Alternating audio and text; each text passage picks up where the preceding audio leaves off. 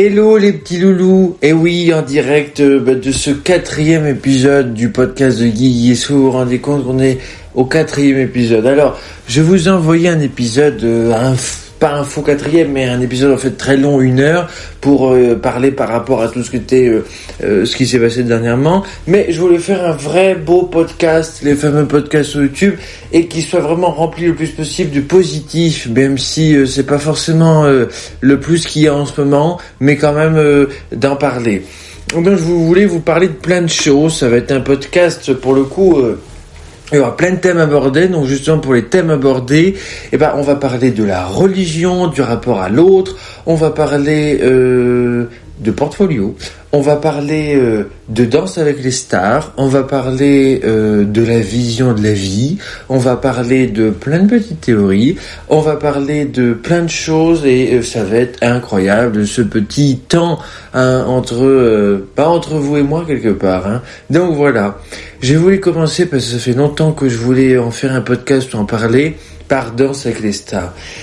C'est une émission que j'ai toujours adorée parce que c'est pas juste une émission de danse justement, et c'est dans ces moments-là dans la vie où tu te rends compte à quel point il y a des choses auxquelles tu tiens parce que sincèrement t'es lié avec. Et moi à chaque fois, pour être très honnête, c'est très lié à une période de cette année parce que justement vers les dernières semaines de l'année et puis après les premières semaines après la fin de l'année, je sais pas pourquoi, je suis allé sur TF1+, et j'ai beaucoup regardé la saison 7 de Danse avec les stars. Il y avait comme animateur Sandrine Quétier et Laurent Ournac, et c'était la saison avec Laurent Mestré de Koh-Lanta, etc., Valérie Damido, etc.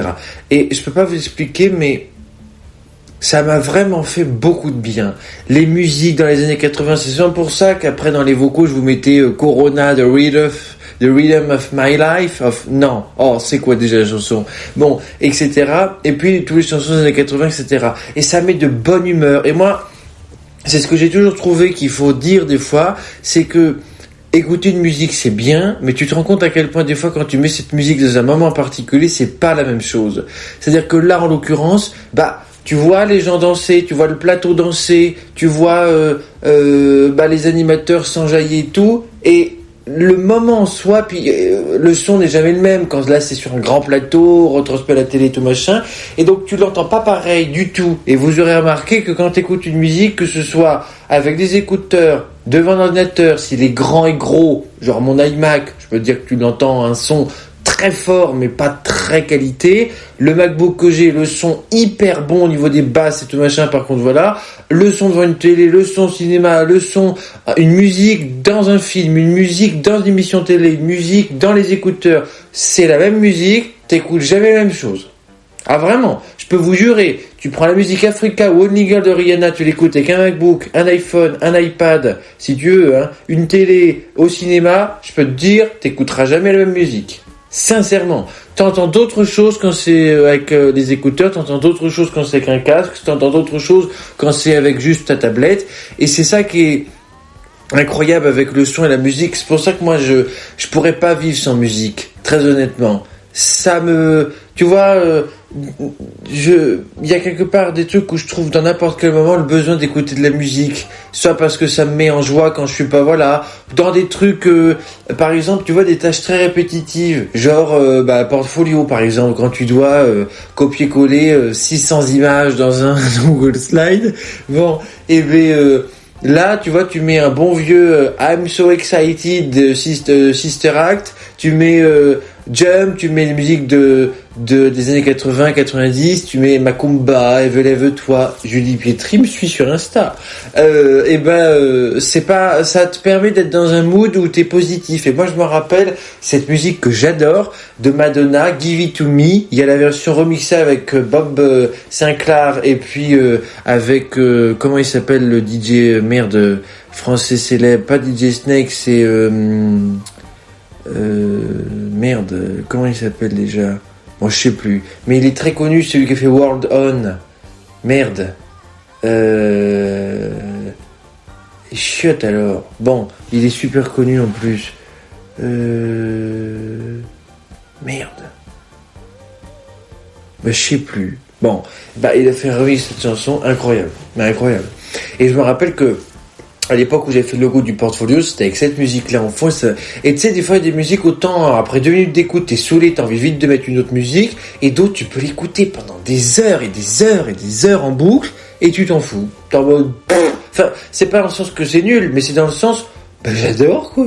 Moi, il y a des fois, je me suis rendu compte, après avoir fini un travail long, genre, je voyais l'historique d'écoute, j'étais en mode, mais putain, mais je l'écoutais combien de fois la musique, waouh! Et t'es en mode, oh putain de merde! Mais en même temps, ça veut dire que moi, il y a des musiques comme ça, j'appelle ça un peu les musiques légendes, qui te suivent durant toute ta vie, et qui, en fait,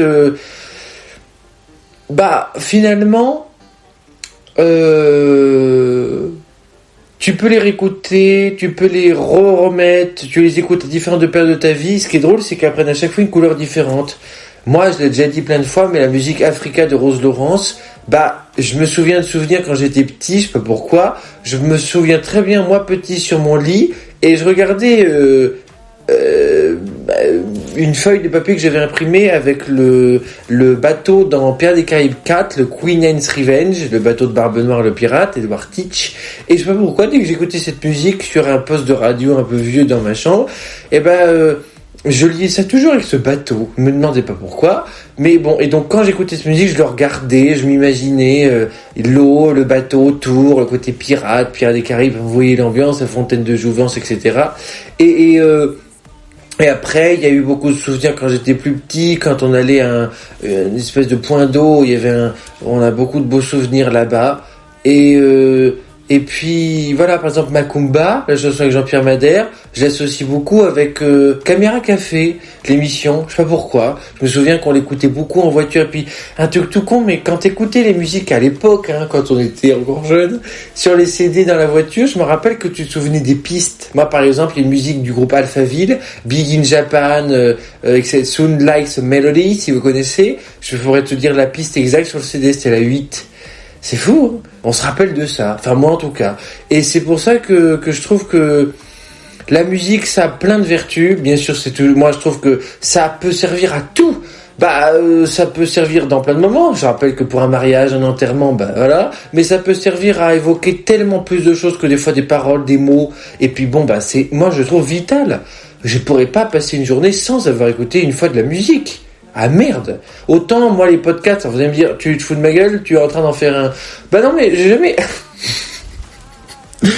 Moi, j'ai jamais écouté beaucoup de podcasts, honnêtement, si je suis honnête. Autant des vidéos YouTube, oui, scroller sur Insta, oui, mais podcast YouTube, non, podcast, non. Pourtant, j'adorerais, je suis sûr. Une fois, j'en avais écouté un, je m'étais à chaque fois dit tout le long du podcast, allez, j'arrête. Et puis, j'ai pas réussi à arrêter.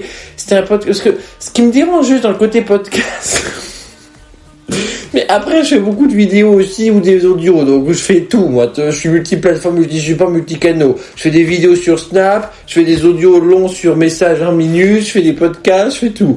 Sur YouTube, bon. Mais après, je trouve que, honnêtement, parce que des fois, souvent, quand je fais les podcasts, pour vous dire un peu backstage coulisses, en fait, ce que je fais, c'est que je prends l'audio, je prends la transcription, je la donne à l'IA pour faire la description YouTube, et ensuite, comment vous dire, du coup, je poste sur YouTube. Et ce qui est chiant avec YouTube, par contre, c'est que pour mettre un podcast, attendez, je bois une gorgée parce que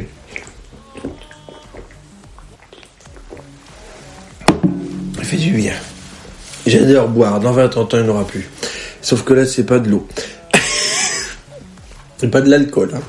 Même si j'aimerais bien un petit mojito. Un virgin mojito. Non mais, ce qui est chiant sur YouTube, c'est qu'il faut mettre les fichiers en MPK, donc en format vidéo, ce qui est complètement con, pour faire un podcast. En fait, c'est qu'après, tu mets la vidéo dans une playlist, et après, tu définis ces playlists comme un podcast, et du coup, ça devient un podcast. Mais vous savez savoir la meilleure? Il y a une application dédiée à la musique pour YouTube, c'est YouTube Music, comme Spotify, Deezer et tout. Et sauf que quand tu mets une playlist en mode podcast, donc tu te dis, là, ça devrait apparaître sur YouTube Music. Ça apparaît pas.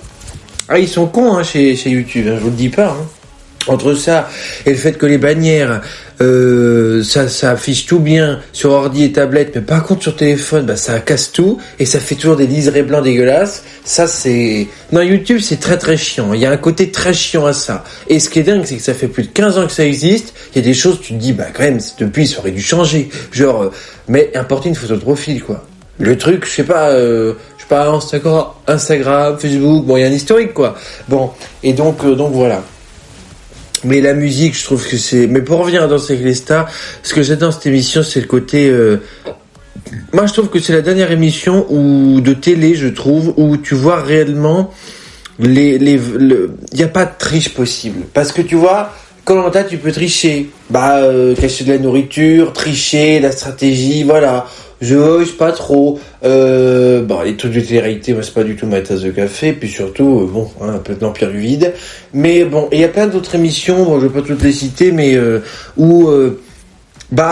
tu peux tricher, c'est pas, voilà. Danser avec les stars, et ça que je trouve beau des fois dans la vie, c'est que le mec qui a pas dansé, ou le mec qui triche, ou le mec qui n'a rien foutu, le problème c'est que ça va se voir. Parce que c'est ça, et ça que je trouve qui est toujours incroyable.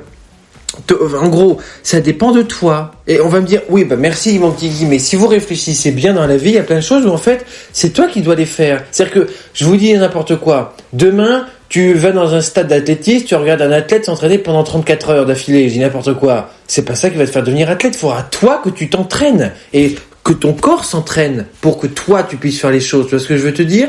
Et c'est rare dans la vie des choses comme ça. Il y a des fois où juste d'écouter quelqu'un fait que tu le sais. T'écoutes un podcast sur je sais pas moi, sur la Franklin Delano Roosevelt et la Seconde Guerre mondiale. Voilà, tu le sais. Bon, t'auras appris des trucs. T'as juste écouté. Le sport, en particulier la danse, la musique, voilà. Si tu le fais pas toi, si tu n'agis pas toi, si tu pratiques pas toi, tu pourras pas faire et tu peux pas faire semblant. Parce que si tu sais pas faire ce pas-là, tu sais pas faire ce pas-là. Voilà. Et c'est pour ça que je trouve que c'est une émission qui est belle en ça, dans le sens où, du coup, forcément, ce que tu vois avec tes yeux, c'est forcément une partie forte de la réalité. Parce que tu ne peux pas inventer des pas. Tu ne peux pas inventer une danse. Tu ne peux pas... non.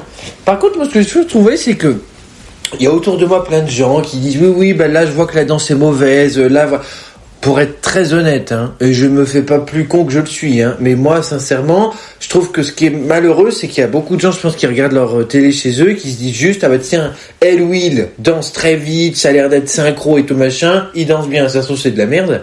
Et ça qui est trop, c'est que moi, j'arriverais pas à te dire si une danse est bien ou pas. Parce que les gens qui se la pètent en mode, là, je vois bien les pieds, ouais, non, là, voilà. Frère, comme l'a d'ailleurs dit certains juges, à la télé, tu vois que ce qu'on te montre pour faire joli, que ça fasse des beaux plans, des belles séquences.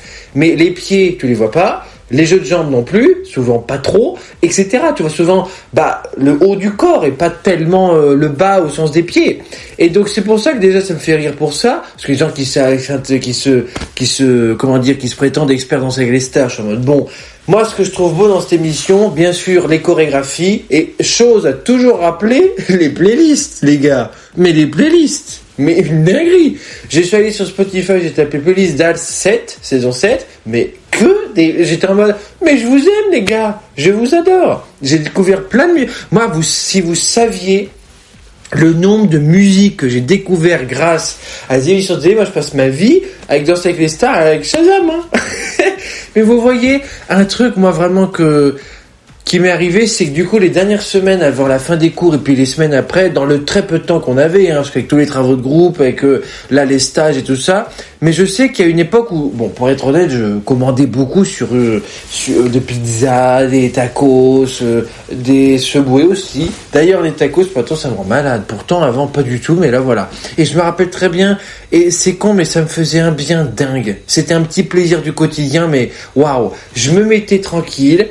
Là, à la table où je suis pour faire le podcast, et l'ordinateur devant moi, le petit tacos, vous voyez où j'en sais rien, et je regardais Danser avec les stars, et voilà, le bien que ça fait. Alors, ça me rappelle aussi une époque moins jolie de ma vie, parce que l'an dernier, quand c'était vraiment l'une des pires années de ma vie, sans aucun doute, que ce soit pour les stages, les masters. Alors, oui, déjà à l'époque, mais à l'époque, il y avait en plus les candidatures de master, et puis une grosse histoire dans un groupe d'amis, ça a été très, très, très, très, très dur, mais vraiment, c'est pour ça que cette année, je voulais éviter, évidemment, que ce genre d'histoire de groupe revienne. Bon, voilà, 3 petits points. Après, ça s'est quand même mieux fini, entre guillemets.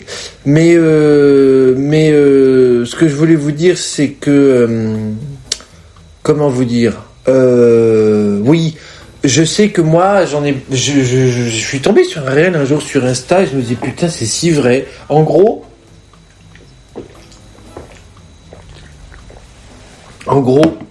pardon, je vais peut-être vous donner envie de boire à cause de ça. En gros, on a tous ce truc-là dans la vie où t'as envie de rattraper un peu ce que t'as pas eu. Et donc du coup, je vous prends une journée type, tu te réveilles à 8h, t'as pas dormi, t'es fatigué, tu rentres après ton cours du matin, c'était mes journées des fois, hein. Tu rentres à 10h, t'en as marre de la vie, t'en as marre de tout, t'es fatigué, t'es blasé, t'es démoralisé, tout qui va mal, c'est très complexe, t'en peux plus, mais vraiment, là, moi j'étais au fond du gouffre, hein. Honnêtement, moi plus aucune fois dans rien, j'étais plus animé par rien, je croyais plus en moi, j'ai pas confiance en moi, j'étais très mal, j'allais mal, j'étais triste, j'avais pas une bonne hygiène de vie, voilà. Et puis il y avait un côté où il y avait plus aucun plaisir, c'était très dur, mal à la tête, mal aux dents, j'avais des problèmes aussi au niveau des yeux, très compliqué. Et mais un ophtalmique et tout. Et tu vois, j'arrivais à 10h le matin, j'entrais de cours, première chose que je faisais, je mangeais des chips. Parce que ça me faisait du bien de manger, ça me réconfortait, et puis après, tellement j'étais fatigué de la veille, je m'endormais, je me réveillais à 13h avant d'aller manger, du coup des fois j'étais en retard pour aller manger chez mes grands-parents, un peu. Alors, le souci c'est que j'arrivais quand même souvent assez à l'heure, et le pire c'est qu'il y avait des fois où il y avait des gens qui arrivaient très en retard au repas, et on leur disait rien, mais ça c'est une autre histoire. En tout cas, c'est pas arrivé très souvent, mais bon. Et je me rappelle que du coup le soir souvent, me rappelle surtout les périodes d'hiver, quand j'avais une longue journée, que j'avais du coup eu aucun plaisir, que c'était cours, stage, cours, master, stage, cours, master, stage, cours, master, j'étais un peu en mode, alors c'était inconscient, mais je pense que je rentrais le soir, j'étais en mode, rien à foutre, j'ai une journée de merde, je vais avoir mon moment à moi tout seul, pour profiter, pour prendre soin de moi, pour voilà. Et donc je regardais des films, je faisais ce qui me plaisait sur Plex, avec les affiches, les logos, c'est pour ça que ces grandes intros que j'ai mis sur YouTube là, elles ont un poids particulier pour moi parce que je sais qu'à une époque c'était vraiment mon exutoire, mon échappatoire pour tout simplement pour faire des choses que j'aimais. Et c'est pour ça que je vous jure que quand je vois il y a une intro toujours en particulier qui me fait toujours bizarre, c'est alors pour le nom du Grand Guigui, mais en gros pour vous faire court, mais j'avais fait un peu en L1 avec un groupe d'amis, j'avais une idée. J'avais fait une petite vidéo générique comme le générique des Anges. Et avec, comme vous savez, en mode, je dis les noms, Esther, La Rochelière 2, machin, etc. Machin. Comme, Hilary, Secret Story 8, bon voilà. Et la vidéo avec le générique des Anges et tout, voilà. Incroyable. Les gens étaient en mode, mais c'est incroyable, trop drôle et tout. C'est vrai que voilà. Et c'est vraiment ça. Vous paraît bête, mais c'est ça qui m'a lancé dans le côté vidéo. Parce que après, du coup, j'en ai fait une deuxième. C'était 2 minutes à l'époque, quand je vois ce que j'ai fait après. Et puis après, j'ai fait un grand épisode, comme un vrai épisode, de 30 minutes, et on l'avait regardé au camping de l'île de Ré quand on y était allé, et c'est des super bons moments, des rares, moi j'en ai rarement vécu comme ça, des très beaux moments partagés, je me rappelle très bien, et c'est fou, c'est que ça avait pris une proportion, les gens attendaient, c'était un truc, comme si c'était un vrai truc, quoi, je me rappelle le très beau moment entre amis, on en rigolait, j'avais fait tout un scénario pour l'épisode 2 en Inde, j'ai fait une version longue et tout, et j'ai fait du coup des génériques, des intros et tout, voilà.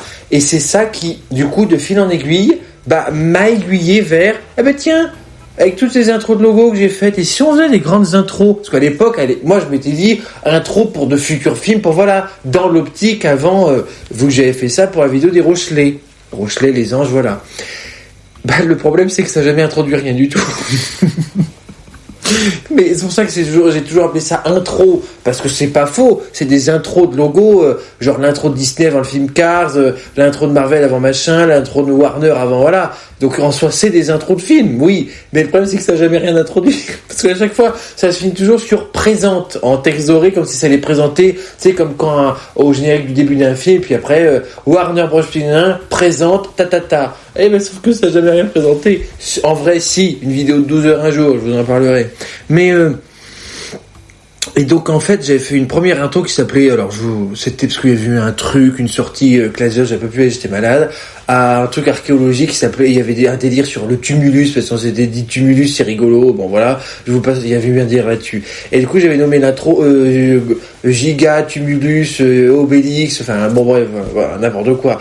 Et j'avais pris plein d'intros, 1 heure la vidéo. Et puis après j'avais mis des extraits de films derrière, Aladdin, etc. machin, avec des musiques d'Hollywood, etc. Et puis le délire est venu. Et puis j'ai fait plusieurs autres intros. Je les ai appelés les 6 petites sœurs. Ça me fait. Alors là, la référence est très, mais je sais pas pourquoi. Mais parce que c'est il y a 6 immeubles à Moscou qui s'appellent les 7 sœurs et c'est en référence à Moscou, les bâtiments et tout. Me demandez pas pourquoi, je sais pas pourquoi j'ai eu cette idée. Et du coup, la première s'appelait de Cardinal Galactus intro, enfin un nom à la guille, quoi. Et cette intro faisait 30 minutes, je me rappelle très bien. Mais elle a toujours eu un goût particulier, parce que je la trouve toujours encore aujourd'hui incroyable. Mais incroyable. Les musiques, la synchronisation, l'harmonie entre la vidéo, les gens, la musique et tout, etc. Elle est incroyable. Et c'est pas parce que je n'ai aucune prétention, hein, mais c'est que moi, quelqu'un d'autre aurait fait cette vidéo et me l'aurait présentée, je serais été en mode merde, incroyable. Et il y a eu un moment particulier que j'adore. C'est vous savez, la TikTokeuse connue, la Charli D'Amelio. Elle avait fait Dance with the Star, vous avez vu l'accent, aux États-Unis. Et il y a un moment où c'était un cha-cha-cha. Et donc du coup, moi j'ai pas du tout pris l'audio de la vidéo. En fait, à chaque fois, ce que je faisais pour chaque intro, c'est que je téléchargeais plein de vidéos sur YouTube que je pensais étaient bien au niveau visuel, genre un décor très visuel, coloré, qui pourrait bien s'intégrer avec les logos Warner, Disney, Pixar, Sony, machin. Et puis qui pouvait être bien au niveau rythmique, en mode ça y va quoi, ça envoie du pâté, genre musique assez électro, techno, pop, moderne, rock, n'importe quoi, genre Tina Turner, Lady Gaga, Pitbull, vous connaissez mes goûts musicaux et autres, hein, parce que moi j'ai tout mis, hein. Ça pouvait aller de la musique de James Bond, la musique de Mission Impossible, Rihanna, Lady Gaga, la musique classique, des musiques de films, des musiques de tout, j'ai tout fait. Et j'ai fait en plus des trucs thématiques. Parce qu'en gros, au niveau des intros, il y a eu celle-là, il y a eu une où c'était sur l'Eurovision comme thème, une où c'était sur Bollywood, une où c'était 30 minutes à chaque fois. Et puis alors, plus petit à petit, ça a le temps encore, parce que je rajoutais des logos, j'en faisais d'autres. Donc ouais, hop, et chaque nouveau logo était un bon prétexte pour faire une nouvelle intro. Et long, du coup, parce qu'avant les intros c'était 6 minutes. Hein. Et après, voilà. Ça oui, j'ai sauté une étape. Avant, j'ai fait des petites intros de 6 minutes, où c'était... la première, j'étais en mode, on va faire un peu un espèce de, pas portfolio, je disais pas ça à l'époque, mais un brand book visuel, avec tous les nouveaux logos. Parce que j'ai fait un logo de Gigi Universe, de Sublime Organization. Yeah. Et donc, j'étais trop content du logo, trop beau. Et je voulais faire une musique, j'ai pris des musiques de Tina Turner. Très simple, hein, c'était 2 minutes l'intro. Ça a bien changé. Et puis après 6 minutes avec des intros de films où je mettais plein d'effets visuels, c'était pas très beau. Puis on a eu d'autres où c'était avec des musiques, etc. Et ça me prouve à quel point j'ai évolué. Hein. Mais ce que je veux dire, c'est que après il y a eu des intros dans Bollywood, il y a eu des intros sur on pourrait dire, j'avais pas à l'époque ces noms là, moi je les nommais en mode à la guille, genre de Cardinal Galactus intro, de Constantine Vultura intro, enfin bon, à la guille quoi, des noms qui claquent, bon. Et il y en avait une, je me rappelle très bien, je l'avais nommée Spectre, c'était en mode James Bond, incroyable, avec il y avait des visuels de Charlie et la chocolaterie, etc. Et puis j'ai fait une très grande intro d'1 heure, Plexian Galactus intro où c'était une intro pour la vidéo 12 heures que j'avais fait de fin d'année, qui était une énorme vidéo qui rassemblait un peu tout ce qui avait été vécu en 3 ans, une grande vidéo un peu anniversaire, voilà, qui d'ailleurs belle historique cette vidéo, et j'avais fait sur les cités d'or, sur plein de trucs, enfin, c'était une énorme vidéo, hein. Et dans cette intro j'avais mis plein de trucs, il y avait l'Algérino, Madonna, Jermaine Jackson, Mylène Farmer, la seule chanson que je peux blairer d'elle, oui mais non, voilà. Et puis et j'avais adoré ce que j'avais fait avec le film Shazam 2, avec Ladon, le fameux dragon en bois qui crache du feu bleu. CF semaine du feu. Et donc voilà. Et puis donc toutes ces intros là, quand je les ai re-regardées, je les ai beaucoup élaguées parce qu'elles sont passées 38 à 7 minutes pour YouTube. ça me fait toujours quelque chose parce que oui, ça me rappelle cette époque-là où je me réfugiais beaucoup là-dedans. En même temps, je me dis que sans cette histoire de Rocheletto qui, moi, alors à la fois il y a des nostalgies en mode avant, voilà, et en même temps un côté, putain, en fait c'est classe. Et puis, j'ai pas de regrets parce que c'est des si beaux moments de ma vie en même temps. J'ai beaucoup, beaucoup, beaucoup de souvenirs quoi, dans tout ça. Voilà. Bref. Et ça m'émue toujours parce que c'est trop d'émotions d'un coup, parce que c'est de la nostalgie, c'est presque l'envie d'y retourner au moins juste une fois pour revoir comment c'était, c'est revivre certains moments et en même temps quitter d'autres. Mais voilà. Bon. Pour revenir à Danser avec les stars, moi j'adore cette émission parce que tu découvres vraiment les gens autrement. Et je trouve que c'est l'une des dernières émissions où à la fois tu mélanges un côté spectacle, show, que bien sûr j'adore, et en même temps tu découvres les gens sincèrement et voilà. Alors ce que je reproche, c'est que dans les dernières saisons, là, il y a le côté très émotion, à chaque fois qu'il donne une note, faut qu'il ramène quelqu'un de la famille, donc vas-y dire à quelqu'un, ton ça c'est de la merde, alors qu'il y a sa mère ou sa fille à côté. Bon, donc ça j'aime pas, le côté tout le temps ramener d'émotions perpétuellement, c'est chiant. Mais par contre, et puis ça c'est mon avis personnel, mais l'époque a bien changé. Et tu vois, quand tu regardes des anciennes émissions télé, c'est encore plus flagrant, parce que là, je vois à quel point il y a des changements, quoi. Franchement, c'était plus léger, c'était plus fun, c'était mieux. Ça, et c'est pas pour dire c'était mieux avant, j'aime pas du tout cette phrase, mais là, tu vois, des trucs tout cons, mais les notes, les juges, le fait d'artistique, technique, donc de bien séparer ça, parce que c'est vrai que des fois, tu sais, t'es emballé par la performance, mais bon, techniquement, voilà, mais pour être gentil, du coup, ça donne du coup que des 8, c'est nul. Alors qu'avant, quand tu séparais bien, voilà. Et là, je dis pour la mécanique de l'émission, mais sans parler de ça, l'émission en elle-même est bien révélateur d'autres choses, mais a changé. Et c'est là où tu te dis, l'époque a beaucoup changé aussi. Sincèrement, l'époque a beaucoup, beaucoup changé. Et, en bien et en mal, mais on a une époque quand même assez puritaine, assez particulière quand même. Comme avait dit, je trouve, c'est très vrai Fabrice Lucchini, on déconne beaucoup, est-ce qu'on rit, on rit beaucoup, des vrais grands fous rires, des vrais grands moments de joie, compliqué, hein, compliqué. Faut dire l'époque n'y pousse pas. Guerre en Ukraine, Trump. Bon, je sais pas si je peux dire ça sur YouTube. N'empêche que c'est vrai. Réchauffement climatique, crise économique, crise sociale. J'ai découvert des chiffres hallucinants moi sur les étudiants. Vous savez que dans les années 80, il y avait il y avait un psychologue pour 4100 étudiants. Aujourd'hui, il y en a un pour 21 900 étudiants. À l'époque, une compétence, elle était valide pendant 3 ou 4 ans après l'obtention d'un diplôme. Aujourd'hui, 15 ans, pardon. Aujourd'hui, elle est valide pendant plus que 3 ou 4 ans. C'est affreux. C'est-à-dire qu'on te demande d'avoir de plus en plus d'expérience, d'avoir de plus en plus de compétences, de maîtriser de plus en plus de choses, de plus en plus tôt, pour que ce soit de moins en moins dans le temps valide.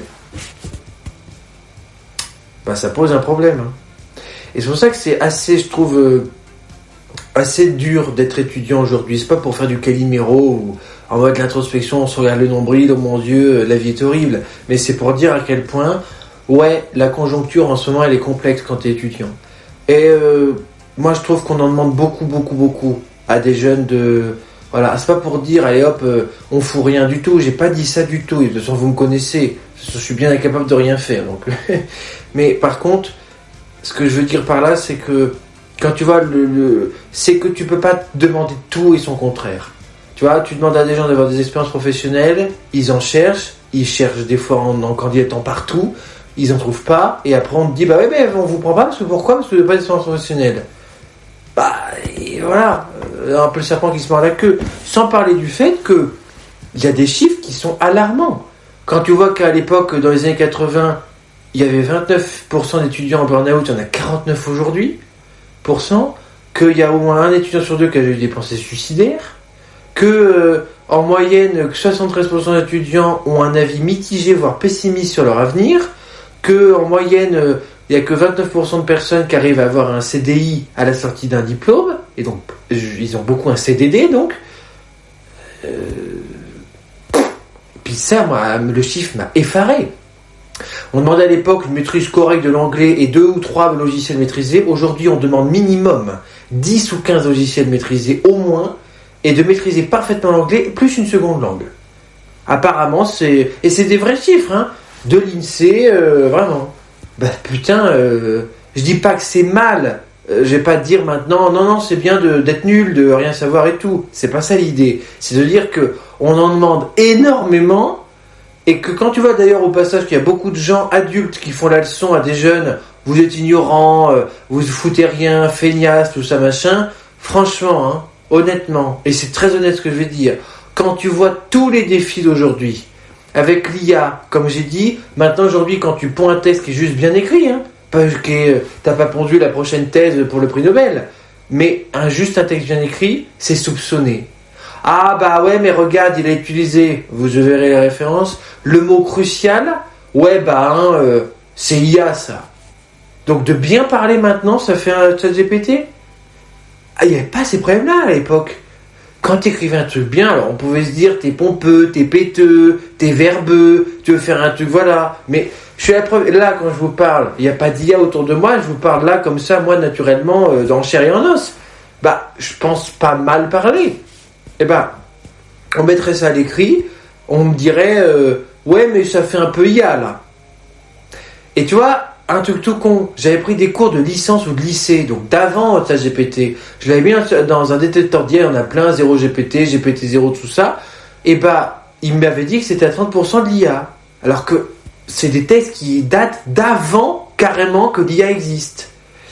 Voilà. Donc le problème c'est que maintenant d'écrire bien, voilà, donc on se force des fois, il y a des gens qui me disaient qu'ils faisaient exprès de mettre des espaces en trop, de faire des fautes, d'écrire mal au niveau orthographique ou grammaire, exprès pour dire la preuve que c'est humain et que c'est naturel, justement il y a des fautes. Mais depuis quand la perfection est réservée à l'IA ? Alors vous allez me dire la phrase est bizarre. Bah oui mais il y a un fond de vrai. On peut aussi écrire un texte sans faute en étant un être humain de chair et d'os. Enfin ça existe quoi. Ça a déjà existé, j'espère, encore heureux. Alors on fait tous des fautes. Mais ce serait affreux de se dire qu'il n'y a qu'une intelligence artificielle pour écrire un texte bien écrit. Et puis waouh, enfin le côté soupçonneux quoi. Genre maintenant, dès que t'écris bien, c'est l'IA. Ah, super, génial. Donc on écrit tous comme des merdes. Comme ça, on sera tous sûrs que ce sera pas de l'IA. Bah génial. Donc ça, c'est une question, je prends cet exemple-là, mais qui est bien révélateur d'aujourd'hui. Voilà, c'est qu'aujourd'hui, de bien faire, presque est mal vu. Et quand tu regardes dans les relations amicales ou partout, c'est vrai, hein, ça. Hein. Quand tu fais au mieux, que t'es gentil, que t'essayes de faire au mieux, c'est incroyablement souvent pris mal. Fou, hein, non ? Et professionnellement, c'est pareil.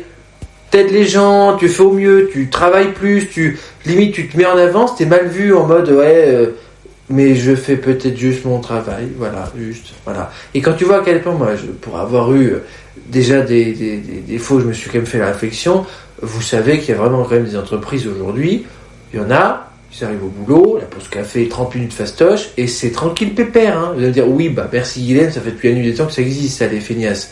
Oui, mais d'être payé à ce point-là, et d'avoir aucune conscience professionnelle, de se dire quand même, genre faire semblant que, moi ça me ferait chier. Moi je ne pourrais pas être payé, venir au travail et rien foutre et que ça me paraisse bien, et repartir normal. Bah je sais pas, quand tu sais qu'il y a des gens qui sont payés 2 euros alors que eux ils bossent par contre, beaucoup, tu te dis comment moi qui ai payé un SMIC, je pourrais venir et ne pas bosser normal. Pose un problème quoi, morale et éthique je trouve. Bon, mais bon après chacun, la morale, il y a autant de morale que de personnes. Transition toute trouvée pour les religions les loulous. Je voulais vous en parler parce que moi, je viens d'avoir un appel incroyable avec Lou. On a beaucoup parlé de ça et je fais une pause.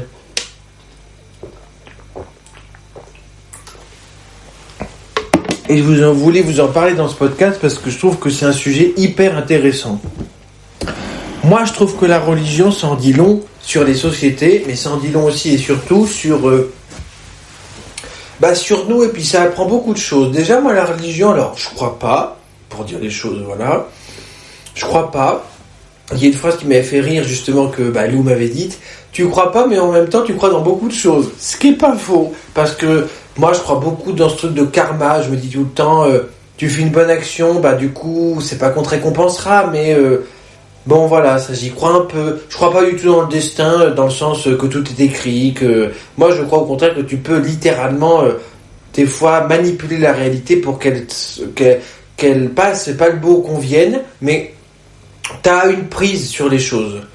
Et je le vois. Il y a des fois, tu vois bien que c'est une question sincèrement de volonté, d'abnégation, en fait, une envie de littéralement dire à la vie, je te préviens, je te fous un gros coup de poing, tu vas voir. Et tu sais de se dire, non, je vais résister, j'en ai rien à foutre. Non, non, non, non, non, non.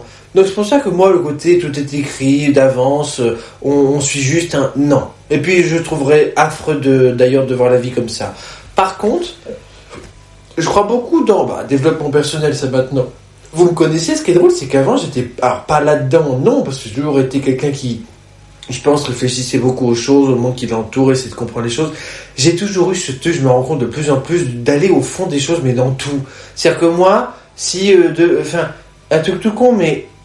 de savoir comment un terminal marche, est-ce que des commandes dans un terminal ça va marcher jusqu'à voilà, est-ce qu'Apple un peu l'intelligence tient le retard sur les autres IA machin, et tu sais de plonger au fond des sujets, de comprendre pourquoi, qui, quand, quoi, où, ah oui tiens voilà, de regarder des interviews, de regarder des vidéos YouTube, de s'intéresser, et tu sais de comprendre, de pouvoir leur expliquer. Par exemple, demain, je t'envoie agent IA, je sais pas trop ce que c'est. Tiens, je vais regarder des vidéos pour savoir ce que c'est. Ah, je comprends toujours pas trop. Tiens, je vais mettre dans notre bouquet élève. Et j'ai toujours cette envie de comprendre les choses. Je détesterais, moi, qu'on me parle d'un sujet, de pas savoir quoi dire, d'avoir aucun avis dessus, j'aime pas. J'aime bien savoir. Le savoir, c'est le pouvoir, et c'est pas dans le sens que le seul pouvoir que le savoir octroie, c'est le pouvoir de pas paraître ignorant. Ce qui n'est pas un mauvais pouvoir, hein, on va pas se mytho. Mais pour en revenir aux religions, moi, j'ai un rapport particulier parce que je me rappelle de longues discussions avec mes profs d'espagnol, d'histoire. Moi, quelques problèmes avec la religion chrétienne en particulier, parce que, pour l'avoir énormément étudié en licence 1 d'histoire, dans des cours d'histoire religion, du fait religieux, je dis pas que les autres religions ont été parfaites, hein. Moi, je sais très bien que les musulmans ont fait la traite des esclaves en Afrique. Je ne parlerai pas de ce qui se passe en ce moment au niveau de certains, c'est toujours ça à dire, pas tous, mais disons certains juifs extrémistes aujourd'hui en Israël, tout le gouvernement d'extrême droite, Netanyahou et tout, voilà, bon, voilà, ou les sionistes, ou voilà, mais ce que je trouve, c'est quand même que la religion, c'est ça qui est d'ailleurs souvent, quand on regarde avec vraiment honnêteté les choses, la religion qui a été vraiment particulièrement intolérante tout au long de l'histoire, ça a vraiment été le christianisme. Je pourrais vous citer bien évidemment tous les exemples de guerres de religion en Europe, mais ce serait un peu fastoche, on veut vous en citer un autre. Mais il y aurait l'exemple du siège de La Rochelle, hein, où je rappelle que plus de 20 000 protestants huguenots ont fondé justement la ville de New Rochelle aux États-Unis à cause de ça. Richelieu, la digue de Richelieu, le siège de La Rochelle, 1628, machin. Bon, mais Louis XIV, persécution des protestants, machin, les guerres de religion, s'abattait à l'ennemi, et voilà. Mais ce que les gens oublient beaucoup, c'est que c'est pas Hitler qui a inventé l'étoile jaune pour les juifs. C'est bien un roi français. Et c'était au Moyen-Âge, Saint-Louis, oui, le vrai, le bon, qui avait inventé la gabelle, pardon, là c'est l'impôt, je dis n'importe quoi, mais qui avait inventé donc cette étoile jaune pour du coup reconnaître les juifs parmi les gens dans la population. Et on pourra dire ce qu'on veut, mais justement, même époque, même problème de religion qui cohabitent, les musulmans à l'époque alors avaient fait un système de tribus, où en gros, si t'étais pas musulman, tu devais payer un tribut pour pouvoir exercer ton culte comme tu le veux, mais tu payais donc un impôt, ok, mais tu pouvais faire ce que tu voulais. Et donc dans des villes genre Istanbul à l'époque, Constantinople, voilà, tu pouvais très bien être chrétien, juif, vivre ta vie comme tu voulais. Alors je dis pas on est au Moyen-Âge, voilà, mais voilà, en France c'était très clairement persécuté, hein. Et je rappelle qu'il y a cette fameuse histoire où on avait mis plein de juifs dans une chapelle et on les a fait tous brûler. Ça rappelle un événement que les gens connaîtront, je pense, Oradour-sur-Glane, la division das Reich avec les Waffen-SS à Oradour-sur-Glane. Voilà. Donc c'est pour ça que, voilà, il y a cet exemple-là qui déjà place le contexte, hein, et puis là on se dit, tiens, religion chrétienne, il y avait son prochain, tout ça, ouais. Puis je rappellerai toutes les croisades, voilà. Le pire étant pour moi j'ai toujours pris cet exemple-là parce que je trouve que c'est le plus, voilà, moi je parle pas d'un massacre, je parle d'un génocide des populations précolombiennes, on dit rien que ça, précolombiennes, avant Christophe Colomb, et ça va la mégalomanie. Non mais en gros les populations mésoaméricaines, déjà ça c'est mieux, Inca, Maya, Aztèques, Toltèques, etc., qui ont été littéralement massacrés systématiquement, ou pour l'or, pour tout, et il y a une histoire affreuse. Cette histoire est affreuse. En gros, pour faire court, les Aztèques pensaient que y aurait un espèce de messie. Vous savez, dans beaucoup de religions, il y a toujours ce mythe du messie qui viendra sauver la terre promise, tout ça, voilà, l'Eldorado, machin. Et il y avait une histoire, en gros, où il y avait eu des mythes qui disaient qu'il y aurait un homme blanc avec la barbe rousse qui viendrait sauver les Aztèques, etc., machin. Il se trouve que cet homme-là, qui est arrivé en 1516-17, voilà, vers là, en ce qui allait devenir la Nouvelle-Espagne, c'était Hernán Cortés, conquistador, nanana. Vous connaissez un peu, je pense. Et cette personne-là, affreuse, on peut dire cupide, évidemment, violente, a donc sillonné les voilà, etc., et est allé voir à la fameuse ville de Tenochtitlan, qui deviendra une future ville que vous connaissez tous, Mexico, l'empereur donc Inca, et au début ça se passe bien, ça cohabite bien, machin, etc. Et lui, l'empereur, quand il n'a rien à foutre de l'or, donne plein d'or à Cortés, tout machin. Pour le remercier, une nuit où je me rappelle plus du nom exact, mais faut que je reprenne mes cours là-dessus, mais c'est une histoire qui m'avait gelé le sang, ils ont tout massacré. Alors qu'ils venaient de lui faire un cadeau quand même, hein. Tout massacré. Il y a eu un bain de sang dégueulasse. Des milliers de morts. Et, ah oui, chose aussi, le blason du monsieur en l'occurrence, c'est les têtes des 7 empereurs incas qu'il a fait décapiter. Voilà. Sans compter donc les fameux 11 millions de morts. Je vous rappelle quand même qu'à cause de ce génocide-là, il y avait un changement climatique. Hein. C'est-à-dire qu'il y a eu tellement de morts, il y a eu tellement de massacres, que ça a fait un rejet de CO2 tellement massif qu'il y avait un changement climatique. Non mais je vous jure que c'est vrai, hein. Pour vous dire l'ampleur du massacre. 11 millions de morts.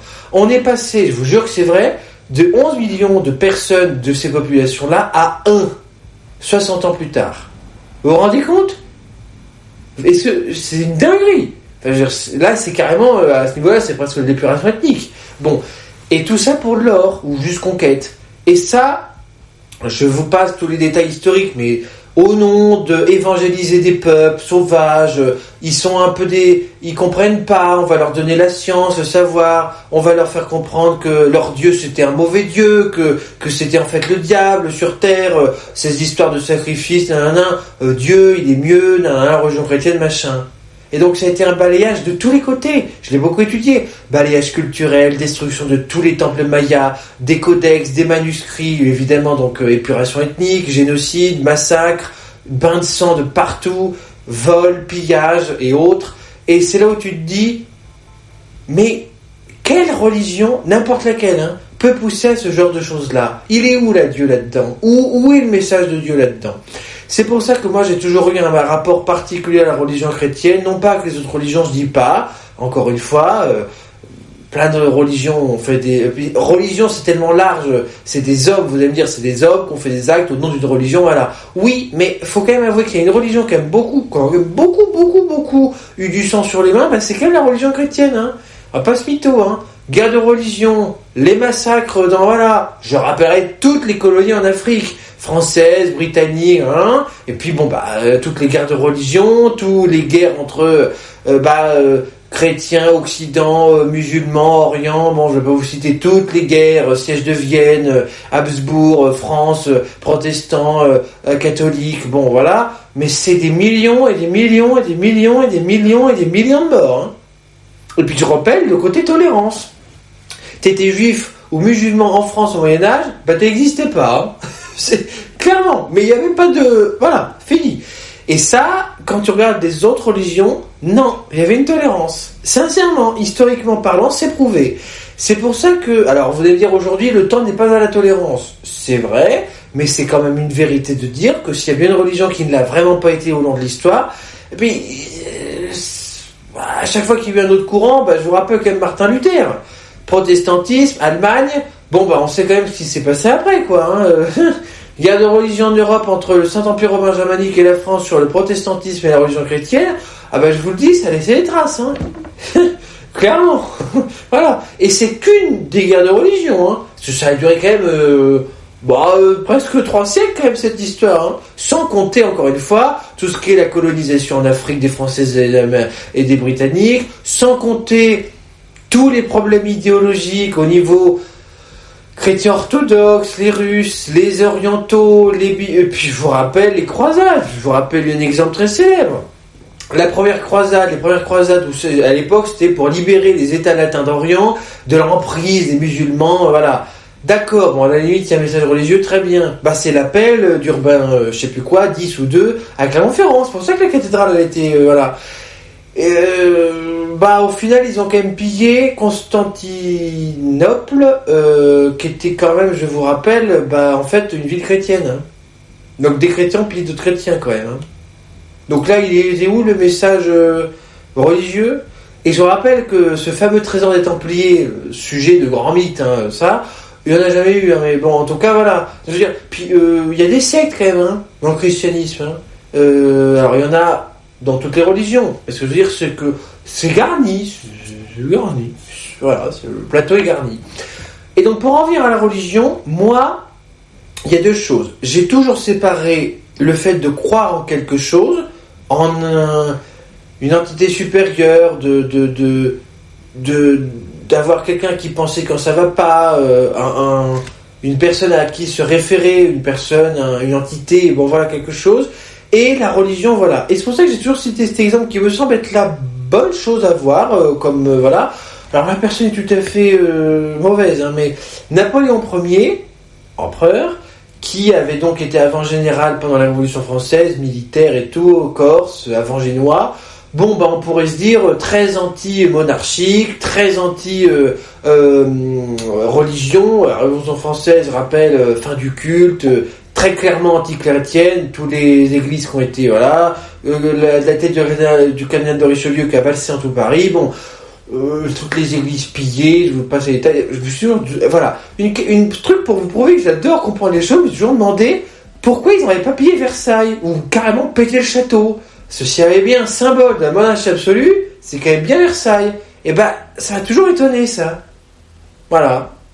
J'aurais jamais trop eu la réponse sur ça, mais bon, voilà.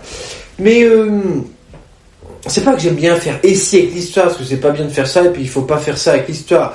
Mais on peut se demander des fois des questions en mode, et si, quand même, voilà. Bon, bref, question. Et si on avait cru que l'assassinat de John Fitzgerald Kennedy, ça avait été les Russes?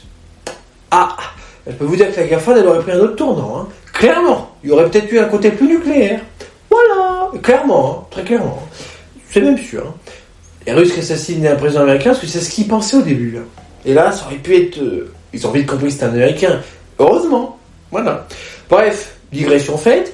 Pour en revenir aux religions, Napoléon avait dit au pape Pie VII, il me semble, qu'il l'avait sacré. Il lui a... Alors, chose très bizarre, hein, il s'était sacré lui-même. Et le pape l'avait regardé, béni son sac, et on aurait pu se demander, quand même, Napoléon, général de la Révolution, pourquoi qu'il va se faire sacrer empereur, déjà empereur, voilà, mais surtout par un pape. Bon, pourquoi? Il pourrait se dire rien à foutre, je suis empereur des Français, moi le pape à Rome, la religion, voilà, machin. Eh bien, parce que il y a le symbolique, il y a le clergé, et il y a croire et la foi. C'est 3 choses très différentes. Dans le sens où, le pape, c'est quand même quelqu'un de célèbre. Que tu y crois ou pas, ça fait quand même toujours bien d'avoir le pape pour bénir ton règne. Voilà. Ensuite, il y a la religion, le clergé, prêtre, diocèse, abbé, archiprêtre, archidiocèse, pape, cardinal, Vatican, machin, papauté.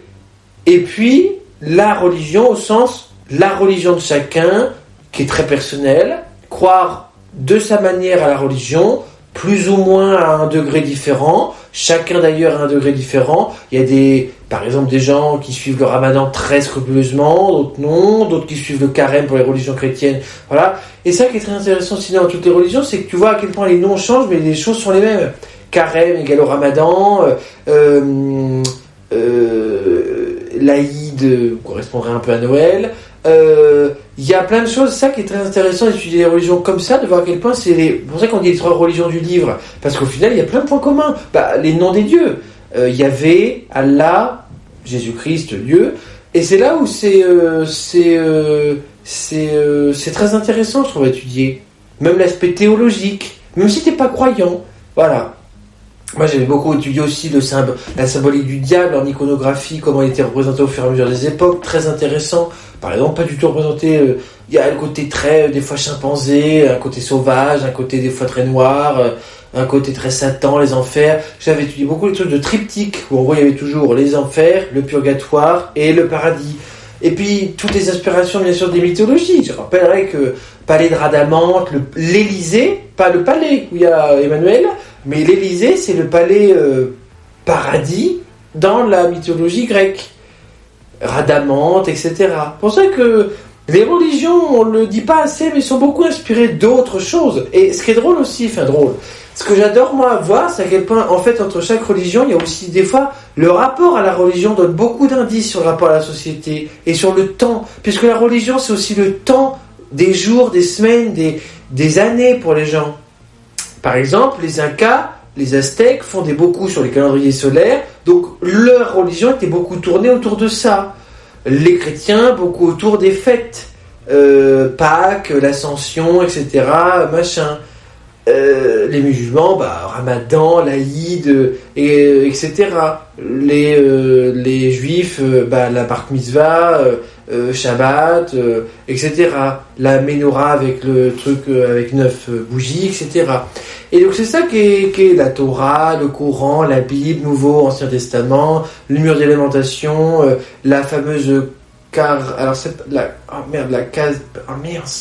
la fameuse grande pierre noire, la Mecque, pareil les lieux saints. Voilà. Donc c'est toujours, je trouve, passionnant, même si t'es pas croyant, et je dirais même justement parce que t'es pas croyant, parce que du coup t'as un regard extérieur, mais qui est un regard un peu historique entre guillemets, mais qui est intéressant, comme si tu t'intéresserais à, l'histoire du cinéma aux États-Unis. Là voilà, et c'est pour ça que c'est très intéressant. Moi, parce que je suis curieux et que vous me connaissez, mais je trouve que c'est très intéressant. Par exemple, de savoir que les Aztèques et les Incas avaient ce truc-là de se dire le sang c'est la vie, ils appelaient ça l'eau de la vie. Et donc il y avait des puits qui étaient faits où on sacrifiait des gens pour donner à travers le sang de l'énergie aux dieux pour que les dieux puissent les aider dans les moments de difficulté. D'où le côté sacrifice, qui est un truc qu'on comprend pas du tout, nous, Européens, Occidentaux, et qu'on peut évidemment juger avec un regard très critique. Mais ce que je veux dire, c'est que c'est intéressant de voir les rites, les traditions, la façon de concevoir la religion en fonction des époques, des cultures, et aussi en fonction de l'espace. Eh ben oui, parce que ça paraît bête, mais on ne conçoit pas de la même façon une religion en fonction de là où on est.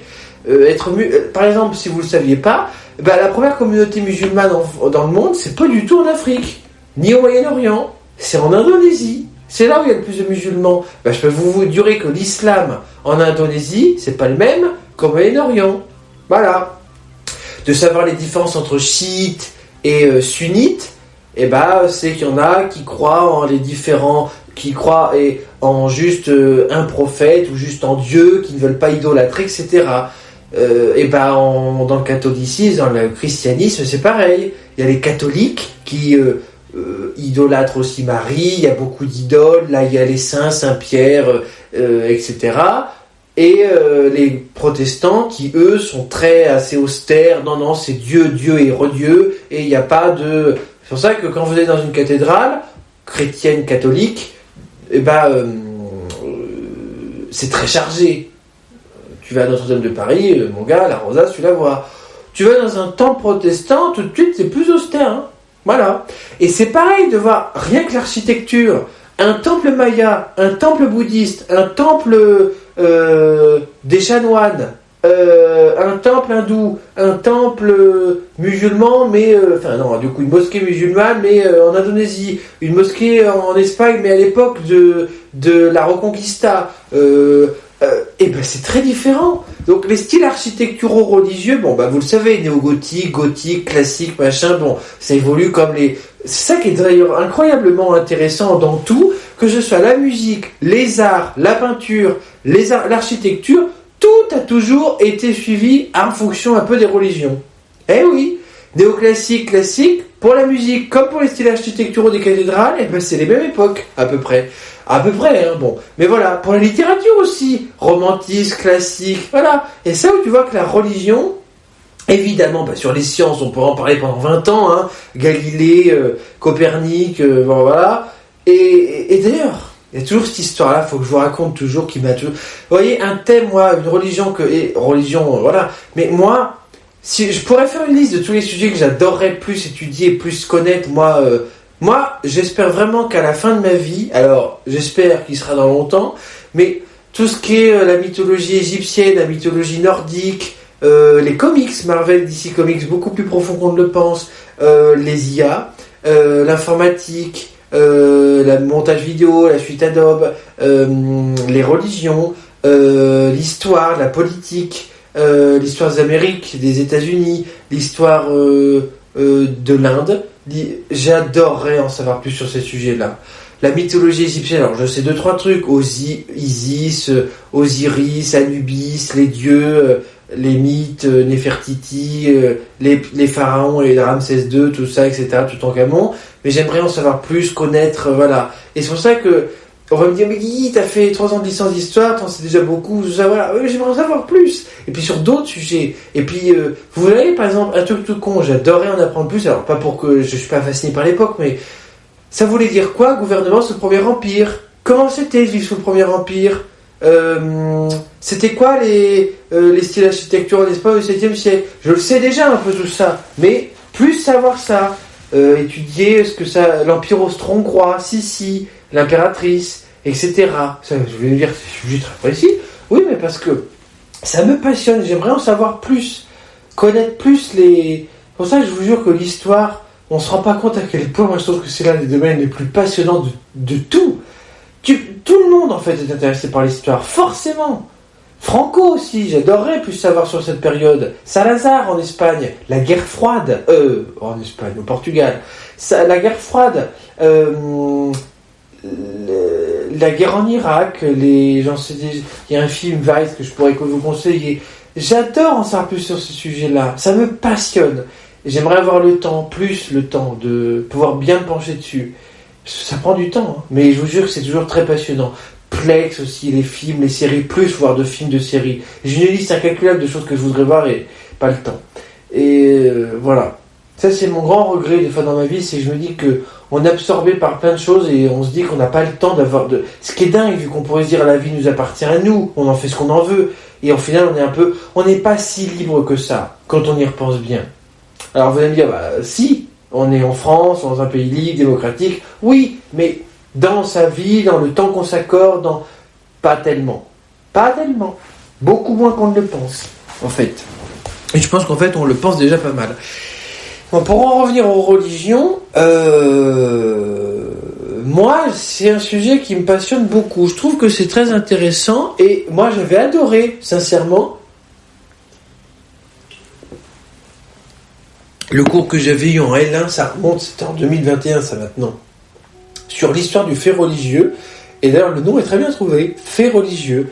C'est un côté très historique. Et tu vois, j'avais une prof, moi, qui en avait parlé qui avait parlé des 3 religions de la même façon. Et tu sais, je ferais vraiment parler plus des religions comme ça en cours aux élèves au collège et au lycée. Présenter les religions d'un point de vue historique. Les 3. Et de dire, c'est pas de dire ou pas la vérité, mais c'est juste d'avoir un avis critique, un regard critique, tout en disant juste aussi les faits, puis en présentant les choses comme si tu présentais... alors une campagne de com, ça fait très bizarre pour une religion, mais je veux dire, de présenter la religion, une fiche d'identité, quoi. Pour les musulmans, donc il y a le prophète Mahomet, la Mecque, voilà, il y a... les califats au début avec Mahomet, il y avait des systèmes de gouvernement, sultan, vizir, voilà, c'est tellement intéressant. Ça, l'Orient m'a toujours, que ce soit les musiques arabisantes, les musiques orientales, l'Inde, le monde arabe, le monde musulman, m'intéresse beaucoup. Et moi, ce que je trouve, et c'est mon grand regret, mais on se trompe des fois beaucoup, je pense, sur cette religion et sur... déjà, faut arrêter de faire l'amalgame arabe égale musulman. Premièrement, il y a plein d'arabes qui ne sont pas musulmans. Et ensuite, arabe, c'est une ethnie. Et encore en plus, ethnie, c'est interdit en France. Donc ça, voilà, on dirait ça aux États-Unis. Mais arabe, c'est à la limite un peuple. Mais regardez, on dit les Occidentaux. Mais on parle bien des Français, des Allemands, des Anglais. Eh ben, on devrait faire donc pareil. Il y a les Algériens, les Tunisiens, les Marocains, les Saoudiens, etc. Et donc de dire les Maghrébins, les Arabes, voilà, et tous les clichés qui vont avec, c'est... Non, voilà. Pourquoi? Et encore une fois, j'ai toujours ma règle d'or. La liberté des uns s'arrête au conseil des autres et traite ton prochain comme tu voudrais qu'on te traite toi. C'est tout. Est-ce qu'on aimerait qu'on fasse des mélanges entre français et allemand? Pas sûr, hein. Surtout du point de vue musique et coupe. Non, mais je veux dire sans rigoler, voilà. Faut arrêter, faut traiter les religions, les peuples, les gens, les pays, les gouvernements, les personnes, tels qu'on voudrait que nous on soit traités. Et on sait ce qu'il en est. Voilà. Donc c'est pour ça que je dis pas qu'il y a des choses à dire, mais ce que je veux dire, c'est qu'on a beaucoup... Moi, il y a un ami qui était allé en Tunisie. Pour vous donner un exemple, alors je sais que le président actuel n'est pas très démocratique du tout, hein, et il y a plein de trucs à critiquer là-dessus, attention, ce que j'ai toujours dit, il y aurait plein d'exemples à dire, il y a la politique, il y a les gens et il y a les religions. Ce que je veux dire par là, c'est que dans chaque religion, c'est pas parce que tu es chrétien que tu serais une bonne personne, c'est pas parce que tu es musulman que tu serais une mauvaise personne, c'est pas parce que tu serais juif que tu serais une bonne ou une mauvaise personne. Il y a des intégristes, des mauvaises personnes des deux côtés. Il y avait, par exemple, Yitzhak Rabin, très célèbre président israélien, Yasser Arafat, très célèbre président de l'OLP et de la Palestine, accord de Camp David, les deux tout contents, tout diplomates et tout machin. Les deux se sont fait assassiner. Yasser Arafat par un intégriste arabe, musulman, et Yitzhak Rabin par un intégriste sioniste d'extrême droite, juif. Bon. Ravaillac, chrétien, qui assassine Henri IV. Voilà. Ce que je veux dire, c'est que il n'y a pas de souci. Bien sûr que d'être ou pas dans une religion, déjà, tout ça là, d'être un homme ou une femme, d'être musulman, juif ou chrétien, d'être dans tel ou tel pays, d'être né dans tel... Tout ça, tu ne le décides pas. Quand un enfant naît, en Algérie, en France, en Indonésie, né garçon ou fille, né... dans une famille de confession juive, musulmane ou hindoue ou chrétienne, il ne ou elle ne l'a pas choisi. Donc, faut pas... Déjà, voilà, ça étant dit, voilà. Et puis l'autre chose, il faut savoir être tolérant de manière... Moi, ce que je trouve qui est beau dans les religions, c'est de voir que c'est des gens qui placent leurs croyances, au final, dans la même chose. Symboliquement, les noms changent, mais c'est pareil. Voilà. Franchement, et je trouve beau qu'il y ait des différences justement au niveau des coutumes, des rites, des traditions, des habits, des coutumes. Voilà, c'est beau justement. On n'aurait qu'une seule et unique religion partout dans le monde. Triste, hein, et puis surtout ce serait impossible, hein, mais triste, franchement triste. Donc voilà, et chaque religion a ses particularités, chaque religion a ses points communs avec les autres, mais je veux dire, faut pas placer une mieux qu'une autre, faut pas essayer de faire des comparaisons, faut pas essayer de dire ça c'est bien, ça c'est mal. Non, la religion en soi c'est exactement comme un stylo bic, dans le sens où c'est neutre. C'est l'utilisation que t'en fais qui est un problème. Je le redis, demain, pour prendre un exemple très clair, demain, y a quelqu'un qui a un pistolet sur une table. Il n'en fait rien. Le pistolet il aurait été aussi utile qu'un bouchon de crayon. Par contre, il s'en sert pour tuer quelqu'un, voilà. Et les religions, c'est pareil. T'en fais ce que tu en veux. Mais justement, c'est bien pour ça que la religion, faut bien rappeler à quel point c'est justement personnel, puisque ça appartient à chacun d'en faire ce qu'il en veut. Et tout ce que ça veut dire comme conséquence. Ou pas. Voilà. Mais il y a des gens, il y a évidemment dans toutes les religions beaucoup plus de gens qui la pratiquent d'une bonne manière, ou en tout cas... d'une manière adéquate qui fait que c'est une manière saine, une manière qui fait que la liberté des uns ça arrête comment celle des autres. Bon, Et d'autres où voilà. Mais je veux dire, c'est dans chaque religion et à chaque époque. Certaines religions, disons, ont peut-être eu plus du sang sur les mains avec l'histoire. La religion chrétienne est, disons, pas mal là-dedans. Voilà. Mais en tout cas, le christianisme, ça c'est clair, clairement. Mais ça ne veut pas dire qu'aujourd'hui, on devrait persécuter ou comment stigmatiser une personne pour sa religion, pour son appartenance ou pas à une confession, etc. Voilà, clairement. Moi, je suis quelqu'un de laïque. Moi, je crois pas dans une religion. Par contre, non seulement je respecte les gens qui croient, je veux qu'on respecte que moi, je ne crois pas, et je veux être libre de croire ou pas. Et je veux que chacun soit libre de croire ou pas. Demain, tu me dis je crois, très bien. Tu me dis je crois pas, très bien. Mais c'est pareil pour plein de sujets. Demain, le fait que deux hommes se marient à l'église ou en mairie, qu'est-ce que ça va changer à ma vie? C'est ça que je veux dire. Moi, je suis évidemment pour le mariage homosexuel, évidemment. Mais ce que je veux dire, c'est que si on revient à la racine, pour certains, d'un problème, qui n'en est pas bien sûr un, mais de toute façon, qu'est-ce que ça impacte la vie des autres? Demain, deux hommes se marient, oui, et tu te brosseras les dents comme d'habitude, tu mangeras comme d'habitude, tu iras aux toilettes comme d'habitude. Ça ne changera rien à ta vie. C'est pour ça que les gens qui, dans tous ces sujets-là, le mariage homosexuel, tout ce qui est transidentité, tout ce qui est l'avortement, le fait qu'une femme aille avorter, c'est un droit, pas un devoir. C'est-à-dire, c'est donner la liberté aux gens de faire ce qu'ils veulent. Demain, mais dans de meilleures conditions, parce que vaut mieux avorter sous le contrôle d'un médecin que clandestinement. Et ben voilà. Donc, pour être clair, c'est quand même mieux quand c'est justement contrôlé, quand c'est légalisé, quand c'est mis sous un cadre légal, que quand c'est fait en catimini, en cachette. Et en plus, du coup, mal fait. Et risqué, surtout.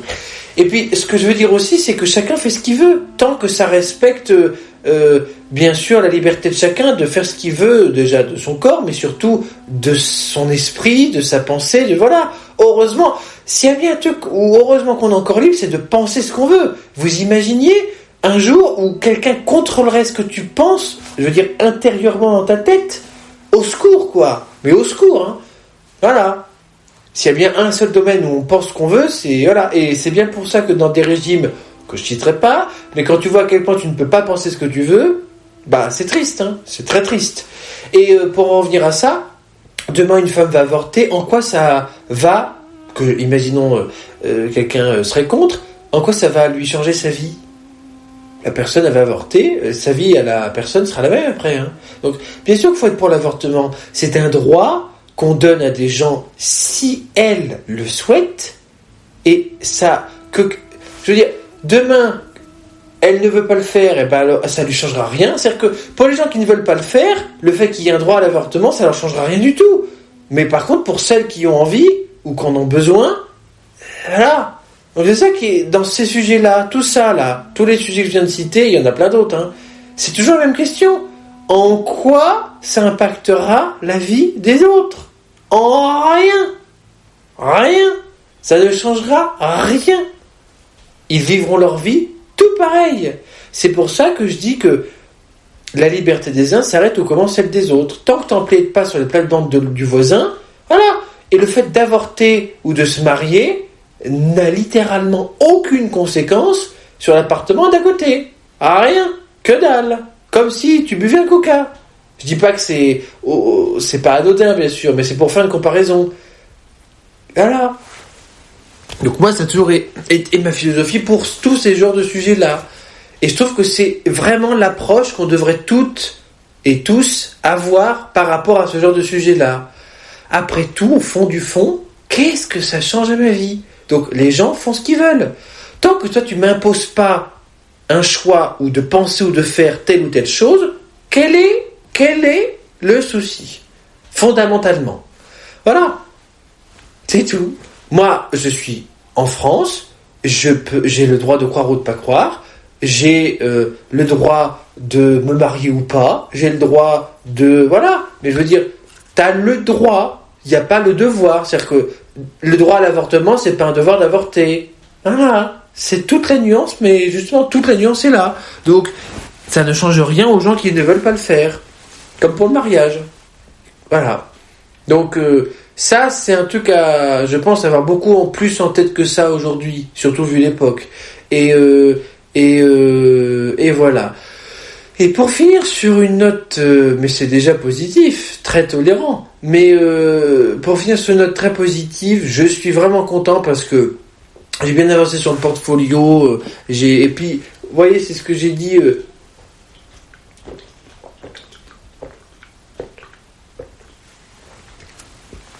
en appel avec nous aujourd'hui. Vous savez, au fond, dans la vie, on se rend compte à quel point on ressort avec une flamme qui est d'une intensité, d'une force bien plus forte. Pardon. Après avoir vécu certaines épreuves. Autrement dit, je ne dis pas qu'il faut souhaiter du négatif, qu'il faut souhaiter de vivre des malheurs, qu'il faut souhaiter de vivre des choses difficiles. Évidemment que si la vie pouvait être toujours calme, douce, légère et pas trop chargée, entre guillemets, parfait. Mais soyons honnêtes, déjà, la vie n'est pas comme ça, mais surtout, est-ce que ce serait réellement bien ? Dans le sens où, combien de fois, on s'est surpris à être super fier de soi, sur le moment être en mode putain de merde, hein, mais super fier de soi en se disant, bah j'ai surmonté ça.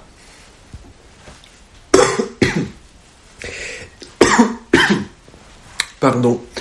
J'ai vécu ça et j'ai survécu.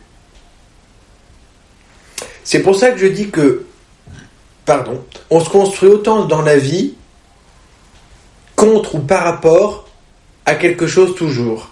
On se construit par rapport à une famille. Par exemple, on est dans une famille de droite, on a des idées de gauche, on se construit par rapport au fait que notre famille était de droite et donc on a construit par opposition. À l'inverse,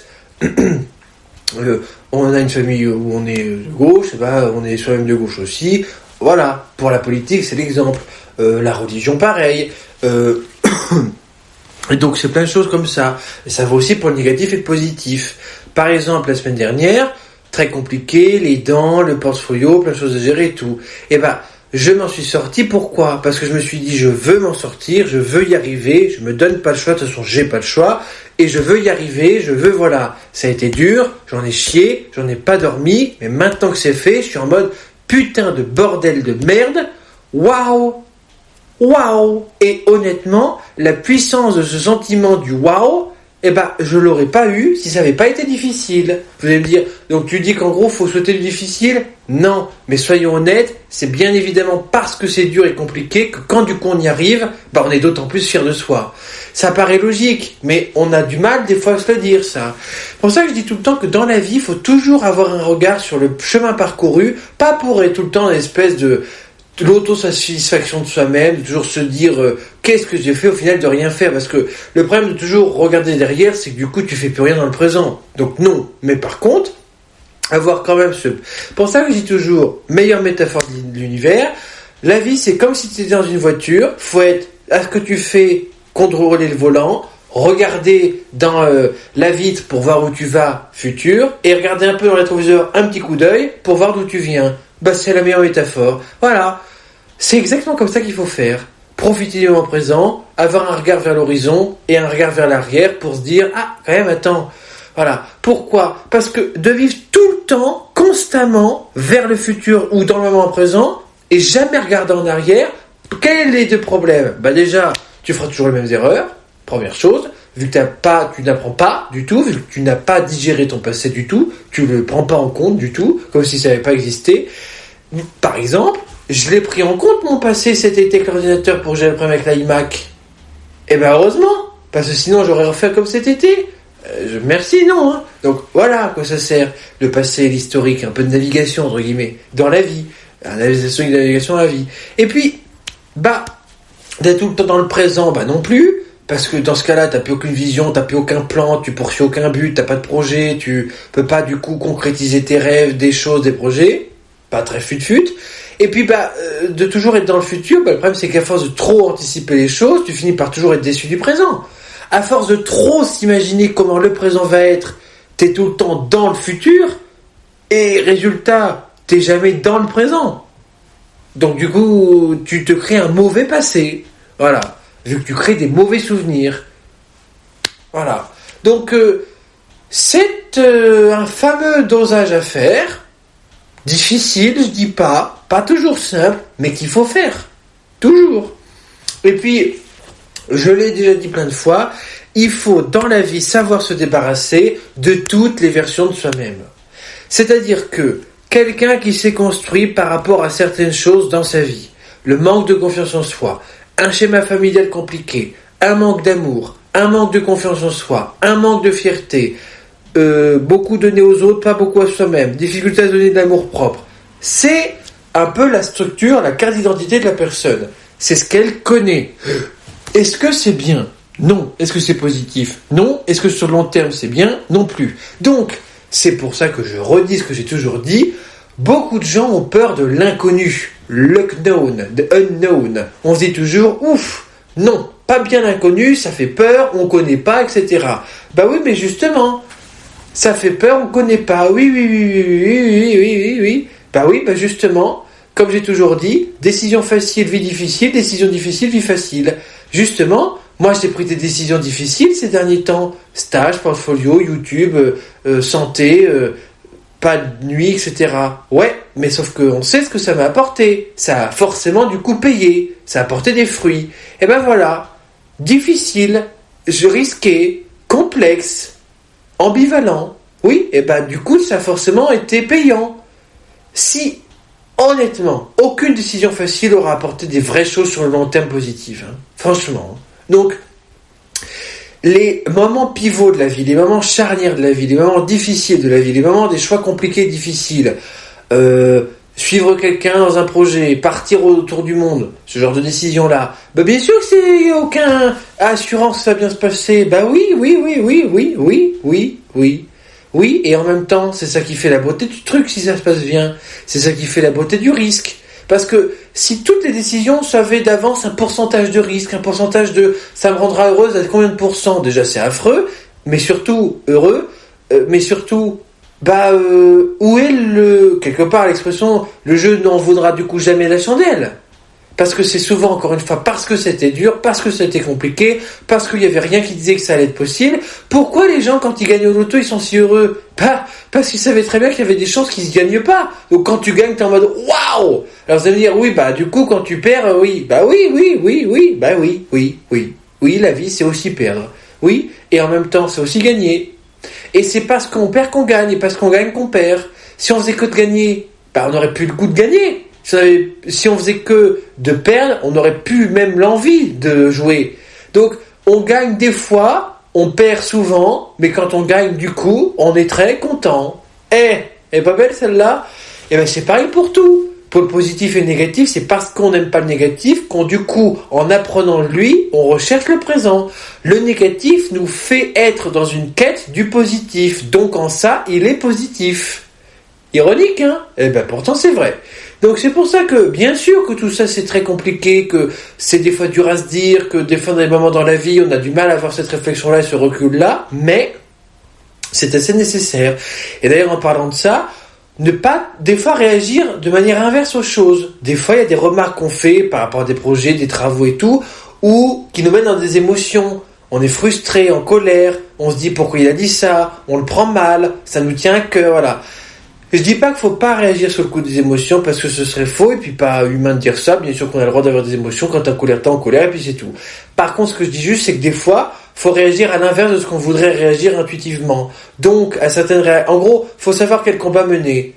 Donc, il y a des fois, même si ça paraît contre-intuitif, faut mieux être calme. Et des fois, même si ça paraît contre-intuitif, faut mieux être en colère. Et ben voilà. En gros, des fois, faut réagir à des choses qui devraient pas apporter de l'émotion avec des émotions, et des fois réagir avec des choses où on attend de la raison par des émotions ou l'inverse. En gros, à la raison, faut des fois parfois opposer émotion, et à l'émotion, faut pas avoir opposé, voilà, toute la question de persuasion et convaincre. Rhétorique, voilà. Sophiste, si vous avez la ref, voilà. Et c'est pour ça que c'est tout un art de vivre et de faire, et de savoir vivre et de savoir faire, mais c'est... Et il faut être assez solide et stoïque, mais n'empêche que c'est assez sain au final. Et puis ce que j'ai dit aussi, c'est que je le répète, fameuse métaphore avec Giratina, Pokémon et tout, n'arrêtez de penser constamment qu'en retenant ce que tu veux dire à quelqu'un, tu fais du bien à la personne, ou que tu te comportes bien, ou que ça te sera redistribué après parce qu'on se sera dit, du coup je lui ai pas dit, du coup je l'ai pas blessé, du coup je l'ai pas emmerdé avec ça, du coup j'étais gentil. Non. La plus belle des gentillesses, c'est l'honnêteté. La plus belle de l'honnêteté, c'est la vérité. Et donc le problème, c'est que en disant rien, en disant pas les choses, en laissant des non-dits, des quiproquos, des malentendus, non seulement c'est frustrant, c'est énervant, ça te fait du mal, ça te pollue le cerveau, et en plus, ça fait que du coup, t'es frustré, t'en veux inconsciemment à l'autre, et ça fait que ça crée des quiproquos qui n'étaient pas là. Un problème qui n'était pas là. Ça aussi, il y a plein de cerveaux qui sont faits, où, en gros, ayant connu que des problèmes, leur cerveau est poussé dans chaque moment de la vie, quand ça se passe bien, à en trouver un. En gros, ton cerveau est en mode, la vie, c'est des problèmes à régler. Donc, quand tout se passe bien et qu'il n'y a pas de problème à régler, ça fait que j'ai pas de solution à trouver. Donc, faut que je cherche un problème à trouver pour pouvoir lui donner une solution. Ce qui paraît complètement con, dit comme ça. Mais c'est souvent vrai. C'est pour ça que souvent, on crée des problèmes pour que notre cerveau et un casse-tête à résoudre, parce que sinon il se sent pas bien. C'est pour ça que je dis toujours, faites en sorte de suffisamment que votre cerveau se prenne la tête pour, en vous mettant dans des projets, en faisant autre chose, en appelant quelqu'un, en bougeant, en étant en mouvement, en prenant soin de vous, en vous passant vous en premier. Pourquoi ? Parce que vous inquiétez pas, demain vous faites rien, vous vous retrouvez seul face à vous-même, vous inquiétez pas. Il y aura quelqu'un dans votre tête, votre cerveau, qui lui saura quoi faire de vous. C'est-à-dire bien vous prendre la tête. C'est pour ça que c'est important de faire autre chose. En gros, si tu lui donnes pas à bouffer, le cerveau, t'inquiète pas. Il trouvera quelque chose à bouffer. En l'occurrence, toi. C'est bien pour ça que le cerveau, c'est à la fois ton meilleur ami et ton pire ennemi. Donc, faut des fois savoir être un manager le plus toxique du monde avec, et des fois être le meilleur ami avec lui. C'est pour ça que je dis que c'est toujours une question de dosage tout le temps, dans tout, partout. Il faut savoir doser. C'est-à-dire que des fois, en se connaissant soi-même, on fait en fonction. Donc, c'est pour ça que je dis que il faut prendre soin de soi en premier, qu'on ait son centre-ville et que il faut pas régler les problèmes en périphérie. Il faut les régler en centre-ville. Si tu veux voir le maire, faut pas aller au Auchan en banlieue. Faut aller à la mairie. Et les problèmes, c'est pareil. C'est-à-dire que un vrai problème de fond, si tu vas pas au fond des choses, si tu vas pas à la mairie en centre-ville le régler, jamais il sera réglé. Il reviendra toujours. Il y a une phrase qui dit que la vie t'envoie des leçons jusqu'à temps que tu les apprennes à fond. Voilà, et entre guillemets, voilà. C'est très vrai. Tant que tu n'auras pas retenu d'une expérience la leçon qu'il faut que tu retiennes de cette expérience, l'expérience te sera redonnée à chaque fois, comme un test. Donc c'est pour ça que il faut, même si c'est des fois pas facile sur le moment, dire les choses. Parce que tu t'en voudras pas jamais d'avoir été honnête et sans filtre avec quelqu'un. Pourquoi ? Parce que déjà tu te sens beaucoup plus léger après, ensuite parce que tu as été honnête, et ensuite parce que tu as été vraiment courageux. Parce que c'est pas facile de dire les choses à quelqu'un, c'est pas facile de peut-être prendre le risque de blesser la personne. Eh ben oui, et c'est parce que c'est pas facile que c'est beau. Rarement les choses faciles sont belles quand même, faut le dire. Un mariage, un projet de vie, un voyage autour du monde, c'est pas facile. Oui, et c'est beau. Voilà. Concevoir tout un logo, le mec qui a conçu le logo d'Apple, il a dû se faire chier quand même. Bravo mon gars. Voilà. Donc, c'est pas que je dis que la facilité est mauvaise, mais souvent quand on recherche la facilité, faut pas s'étonner que la solution soit qu'à court terme. Voilà. Il faut chercher sur le long terme, sur le temps long et sur le côté durable et la durabilité des choses. C'est pour ça que moi, quand je donne des conseils aux gens, c'est toujours pour dans la durée. Parce que c'est bien de dire un truc là, sur le moment T, un jour J. Oui, mais sauf que si dans 2 jours ça revient, ça sert à quoi ? Voilà. Le but, c'est d'aider les gens, pas juste sur le moment. D'aider les gens tout le temps et sur le temps long. Voilà. Que ça leur serve toute leur vie. Parce qu'il y a des choses que tu dis à un moment T, c'est pas parce que c'est dit à un moment T par rapport à une situation donnée que ça ne vaut pas pour tout, ou pour plein de choses, ou à n'importe quel moment de ta vie. Donc c'est pour ça qu'il faut toujours garder en tête que une chose, elle a été vraie en 2015, elle sera peut-être toujours en 2020. Hein. Il y a plein de choses qui sont même vraies depuis beaucoup plus longtemps que ça. Et je dis ça pour prendre un exemple concret, mais pour plein de trucs et plein de domaines. Et puis il faut savoir du coup vraiment se débarrasser des versions du passé. Quand une partie de toi s'est construite, c'est comme, je vais prendre un exemple. Bon, dans Harry Potter, Voldemort, il s'est décomposé en Horcrux. Et pour détruire Voldemort, il faut non seulement le détruire lui, mais aussi ses parties de lui-même, ses Horcrux. Même si, voilà, on va dire que dans la vie, au fur et à mesure des traumatismes qu'on vit, on crée des Horcrux. À une situation donnée où on a vécu un traumatisme, Horcrux. À un phénomène joli, un bon souvenir, l'inverse. Donc on a les deux Horcrux, positifs, négatifs. Je dis pas qu'il faut que garder les versions positives et enlever tout le négatif. Je dis pas ça. Je dis qu'il faut enlever les deux. Parce que toujours être dans la nostalgie du passé, toujours dans l'idéalisation de ce qui a été, c'est mauvais. Hier est mort. Il n'existe plus. Le faire revivre, c'est autant complètement con que de dire que 2 plus 2, ça fait 5. C'est aussi impossible que ça. Ça sert à rien. À rien. Donc, il faut être dans le présent. Par contre, retenir des leçons du passé pour ne plus revivre les douleurs, les traumatismes d'avant. Ça veut dire quoi ? Ça veut dire que c'est 2 choses à faire. Retenir suffisamment. En gros, d'une expérience traumatisante, ce qu'il faut en retenir sur le long terme, c'est pas l'expérience en elle-même. C'est tous les mécanismes, outils que tu peux mettre en place pour qu'elle n'arrive plus. Mais par contre, le reste, ça reste où ça doit être. Dans une cave au fin fond du passé. Point final. C'est pour ça que je dis qu'il faut savoir parfois abandonner des versions du passé autant négatives que positives. Moi, il y a plein de très bons moments à La Rochelle, de mes années à La Rochelle. Il y a parfois où j'aimerais me dire, oh, j'aimerais bien revivre un moment. Non, ça ne reviendra jamais. Et ce n'est que se faire du mal de se dire ça. Donc il faut aussi abandonner le positif. De me dire, donc les souvenirs ? Non, les souvenirs c'est différent. Mais abandonner cette idée de revenir à des versions de soi d'avant, ou des anciennes, voilà. C'est complètement con. C'est comme si tu installes Photoshop aujourd'hui, il t'installe la dernière version automatiquement. Il va pas t'installer la version 2015. Et la vie c'est pareil. Tu vas pas installer la version de toi de 2020. Complètement con. Enfin, je veux dire, je vais pas, moi, aujourd'hui en 2025, et puis ça serait complètement con, et puis je serais même incapable. Aujourd'hui, tu prendrais le Guilhem de 2020 pour gérer ce qu'il a à gérer aujourd'hui, complètement con. Puis alors, ça serait catastrophique. Donc, voilà. Il faut régler des problèmes du présent avec des solutions du présent et pas des solutions du passé. Problème présent, solution présente et adapté au présent. Donc, il faut parfois laisser partir des versions de soi du passé, qu'elles soient positives ou négatives.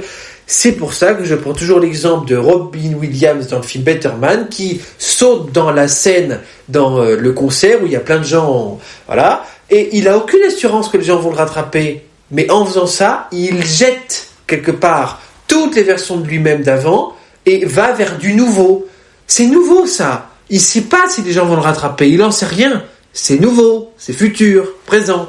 Mais en vivant donc à fond ce moment-là, ça fait que ça donne un risque, un côté difficile à la situation. On ne sait pas si ça va marcher. Mais du coup, si ça marche, tu en seras d'autant plus fier. Et ça en plus, matrixera le cerveau d'une façon à lui dire, regarde, t'as vu, j'ai fait un truc où je savais pas le faire avant. J'avais aucune assurance que ça marche. C'était pas sûr que ça marche. Ça a marché. Du coup, ce que je pensais impossible devient possible. Ce qui était possible devient possible. Et c'est parfait comme ça. Quelqu'un qui a jamais cru en soi, qui a jamais eu confiance en lui, il a toujours cru que c'était impossible d'avoir confiance en lui. Demain, il voit que c'est possible. Avec plein d'actions et d'expériences. Et alors, voilà. Et il se dira, maintenant c'est impossible que j'ai pas confiance en moi. Voilà. C'est ça la vie. Transformer le possible en impossible et l'impossible en possible. Transformer ce qui a été en ce qui sera. Transformer ce que j'ai voulu, ce que j'aurais voulu, ce que j'aurais peut-être fait mieux, en ce que je vais faire mieux, ce que je vais mettre en place pour que ça n'arrive plus, ce que je veux maintenant, moi, dans ma vie.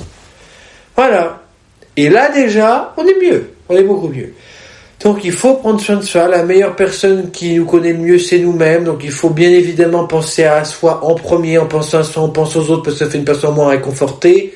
fameuse phrase, mais surtout, c'est la meilleure façon d'être avec soi-même et avec les autres.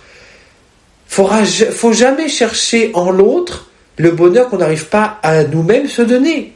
Ça ne marchera jamais. C'est pour ça que dans un couple, dans une relation d'amitié, d'attente de l'autre qui nous donne l'amour qu'on ne se donne pas, marchera jamais.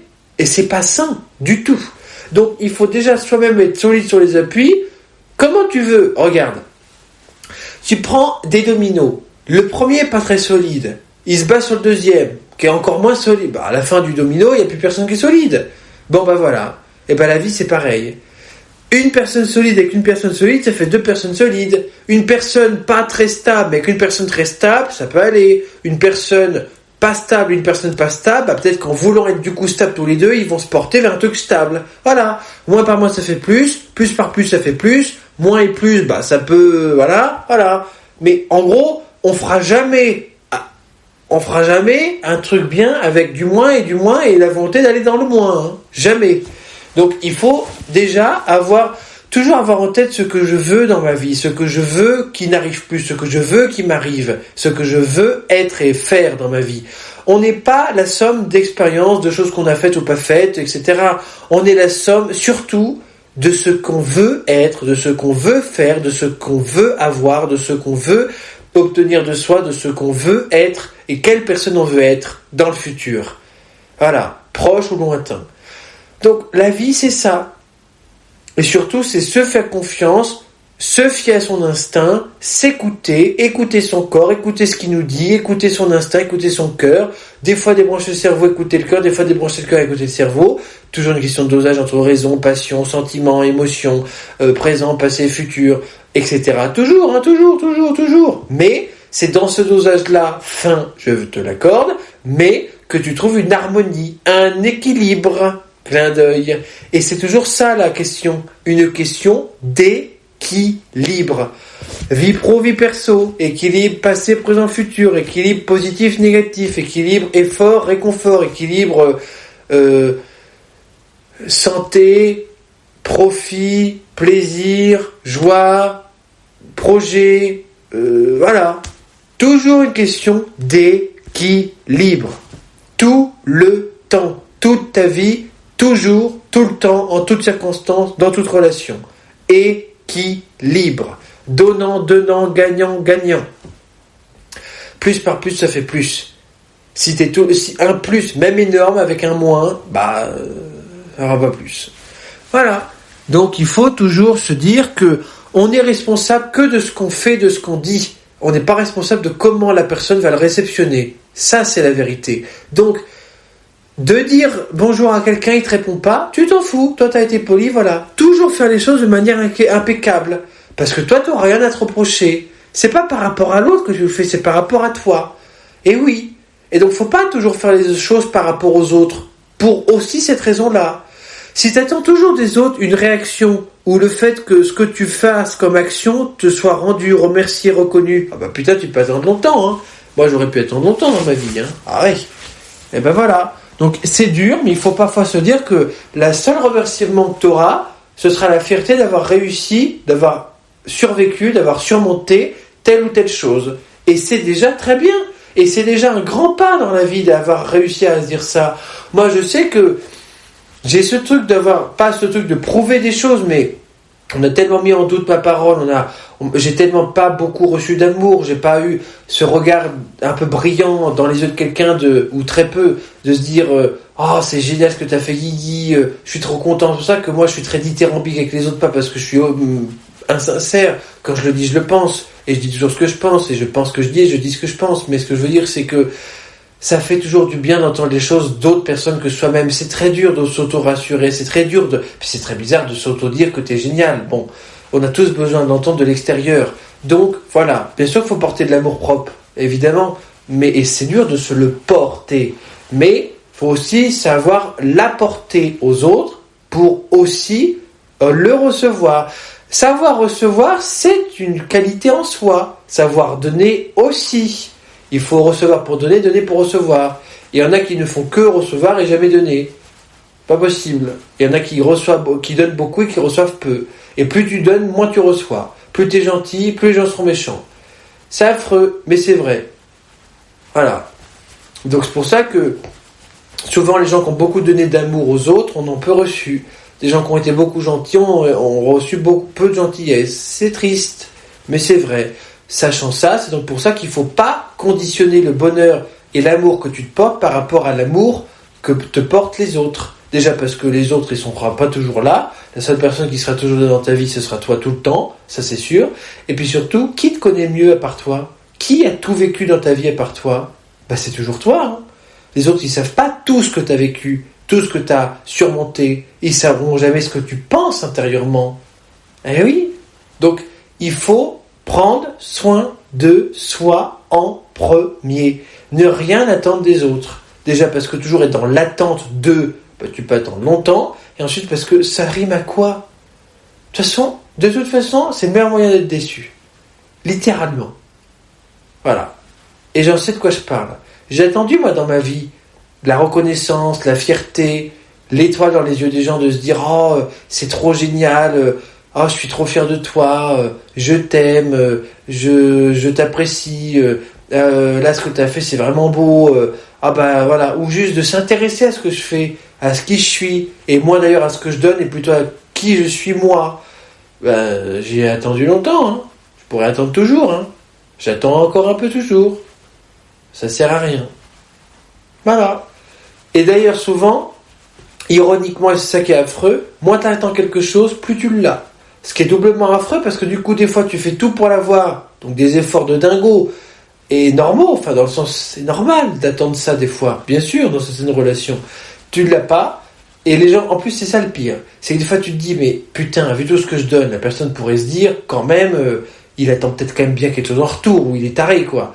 Et la personne, pour surtout pas blesser, ne dit rien de ses attentes, donc en plus s'auto-censure, pour pas blesser, déranger, gêner, et le pire, c'est qu'on lui donnera encore moins que ce qu'on lui donnait déjà peu, ou pas. Et quand tu donnes par contre toi plus, ou pas, alors déjà on te fait des fois le reproche en mode, tu vois, pas si gentil, pas si généreux, et puis au final on comprend que, ah oui, tiens, il pose ses limites, tiens, pas si gentil que ça, entre guillemets, et c'est là où on devient gentil avec la personne, parce qu'on recherche chez l'autre ce qu'on n'a pas. Et c'est ça qui est affreux dans la vie. C'est-à-dire que quand tu deviens quelqu'un de rare, quelqu'un parce que quand tu es tout le temps gentil, quand tu es tout le temps généreux, c'est donc une facilité. C'est comme s'il y avait un puits qui était tout le temps alimenté d'eau. Du coup, c'est pas rare. Tu vas plutôt vers des puits qui sont rares. Et ça qui est affreux dans la vie. Quand une fois je me suis dit, moi j'ai toujours essayé d'être gentil constamment tout le temps. Et on s'est dit, oui, c'est de l'acquis, c'est du dû, le mec il sera toujours gentil, toujours il sera donnant, etc. Ouais, et il y a des gens qui ont des fois rien donné, qui n'ont pas été là pour des gens quand ils avaient vraiment besoin. Je me souviens toujours de cette histoire-là. Il y avait une fille qui était en couple avec un ami, il n'avait pas été là pour elle quand son père était mort. Moi j'avais été là pour elle, des heures au téléphone et tout machin. Et au final, c'est sur le moment, moi j'avais recueilli toutes les critiques sur lui en disant il a pas été là, Guigui, heureusement que t'as été là toi, tu te rends compte, c'est censé être mon mec, il est pas là.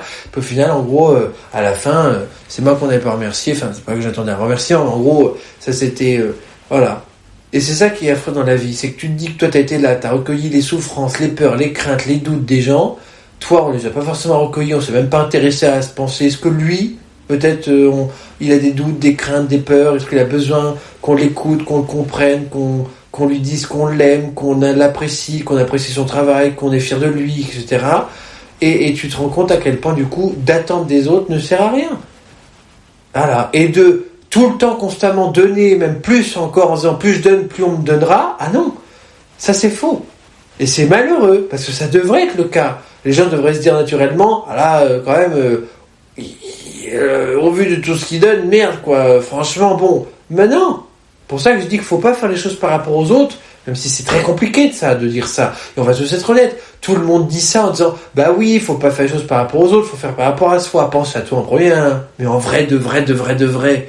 Mais tout le monde fait au moins une bonne partie des choses dans la vie par rapport aux autres, tout le temps, forcément, par rapport à sa famille, par rapport à ses proches, par rapport même à soi-même. Tu vas me dire, soi-même c'est justement pas les autres. En soi, oui et non.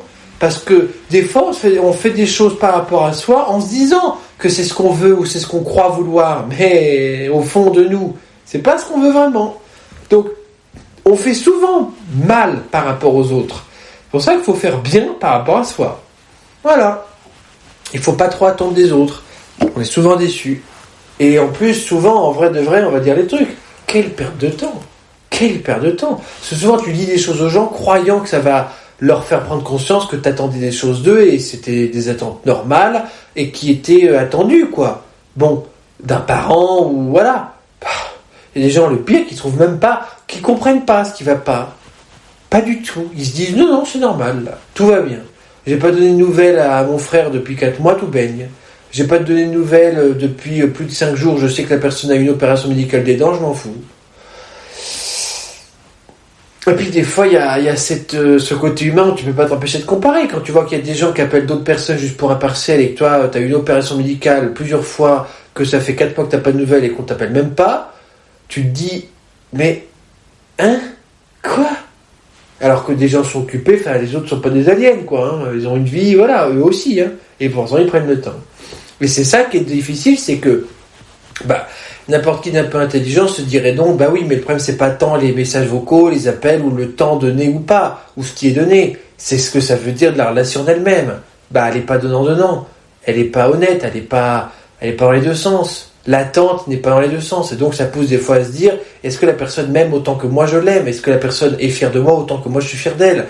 Etc. Un côté égal, le fameux signe égal, équilibre. C'est ce fameux déséquilibre qui des fois pousse des gens à du coup être mal, en se disant, fais chier quoi, merde, j'ai donné tout ça, j'ai pris tout ce temps-là, j'ai autant pris du temps pour la personne, et la personne ne le voit pas, s'en rend pas compte, n'est pas reconnaissante pour ça, ne me le redonne pas, du coup, et ne prend même pas conscience et si j'avais pas été là, ou si j'avais pas donné ce temps-là, comment l'autre personne aurait fait, comment elle aurait réagi, qui aurait été là vraiment pour elle?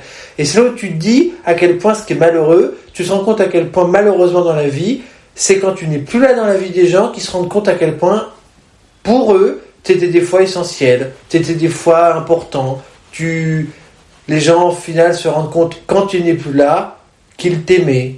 C'est triste, Voilà. Pour ça que je dis que même le concept en soi d'enterrement est bizarre. Tu célèbres quelqu'un une fois qu'il n'est plus là. Ouais. Tu te rappelles, tu dis des choses gentilles, tu parles de la personne, tu dédies une journée à cette personne quand il n'est plus là pour le voir. Bizarre comme concept, non? Voilà.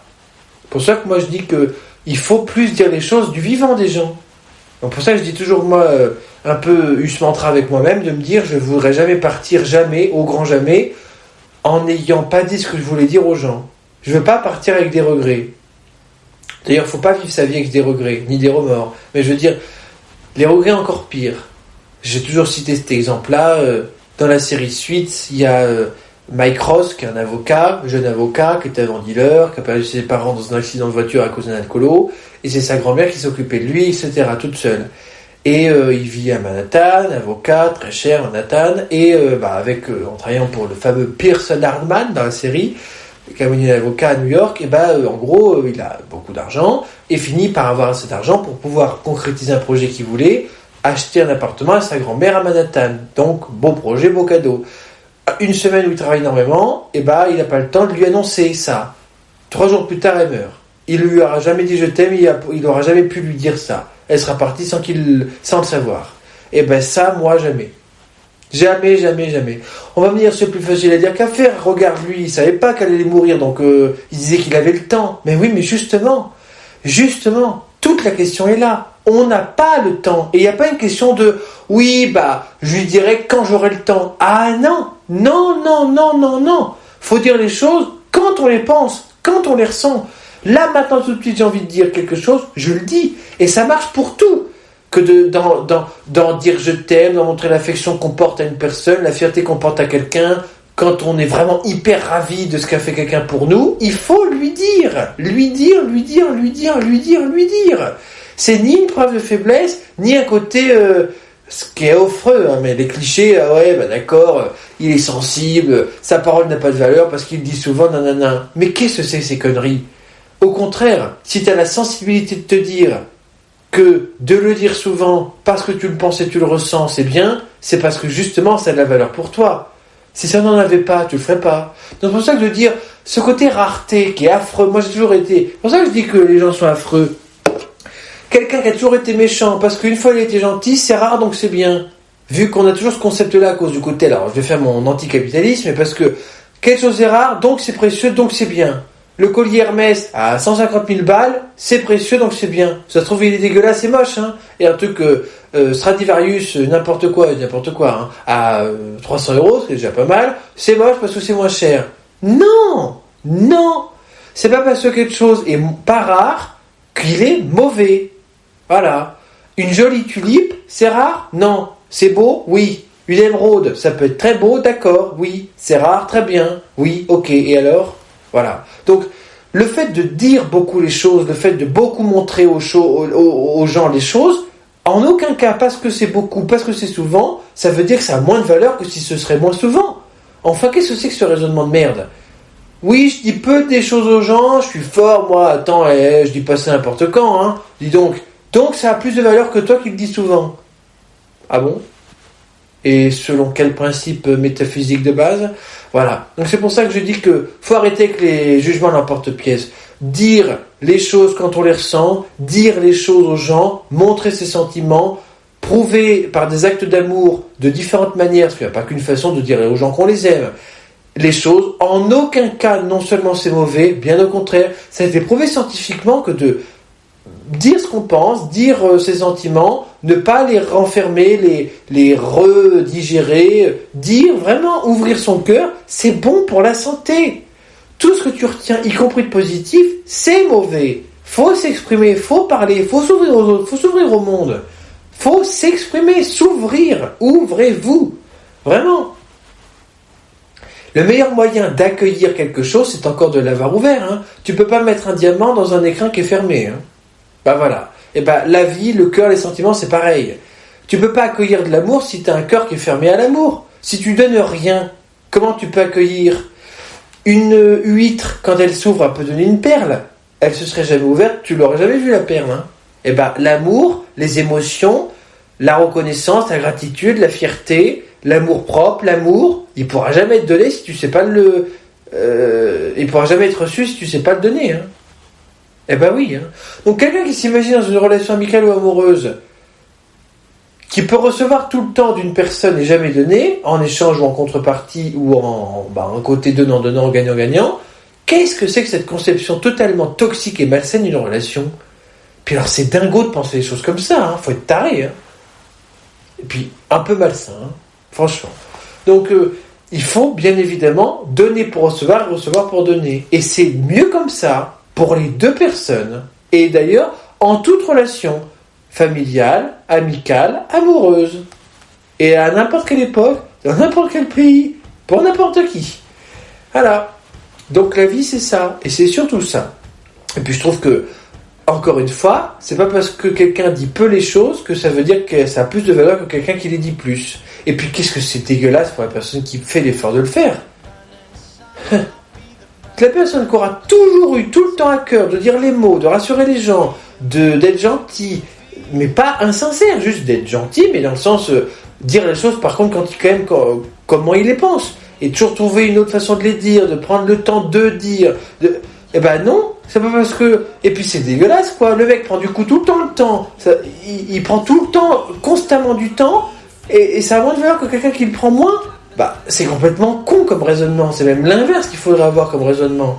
Voilà, justement, quelqu'un qui prend beaucoup de temps de dire les choses, c'est rare. Et ça, c'est rare. Et ça, faut le glorifier, le notifier, le noter, être reconnaissant de ça. Bah oui, on glorifie l'inverse de ce qui devrait l'être. C'est fou quand même. Enfin bon, voilà. Et ben les loulous, c'est la fin de ce podcast. Voilà, quel épisode, on va parler de plein de trucs. J'espère qu'il vous plaira. En tout cas, moi, ça m'a bien plu. J'étais passionné, moi. Hein. Plein de belles choses dans ce podcast, plein de beaux messages. Hein. En tout cas, prenez soin de vous, c'est l'essentiel. Gros bisous. Mot de la fin.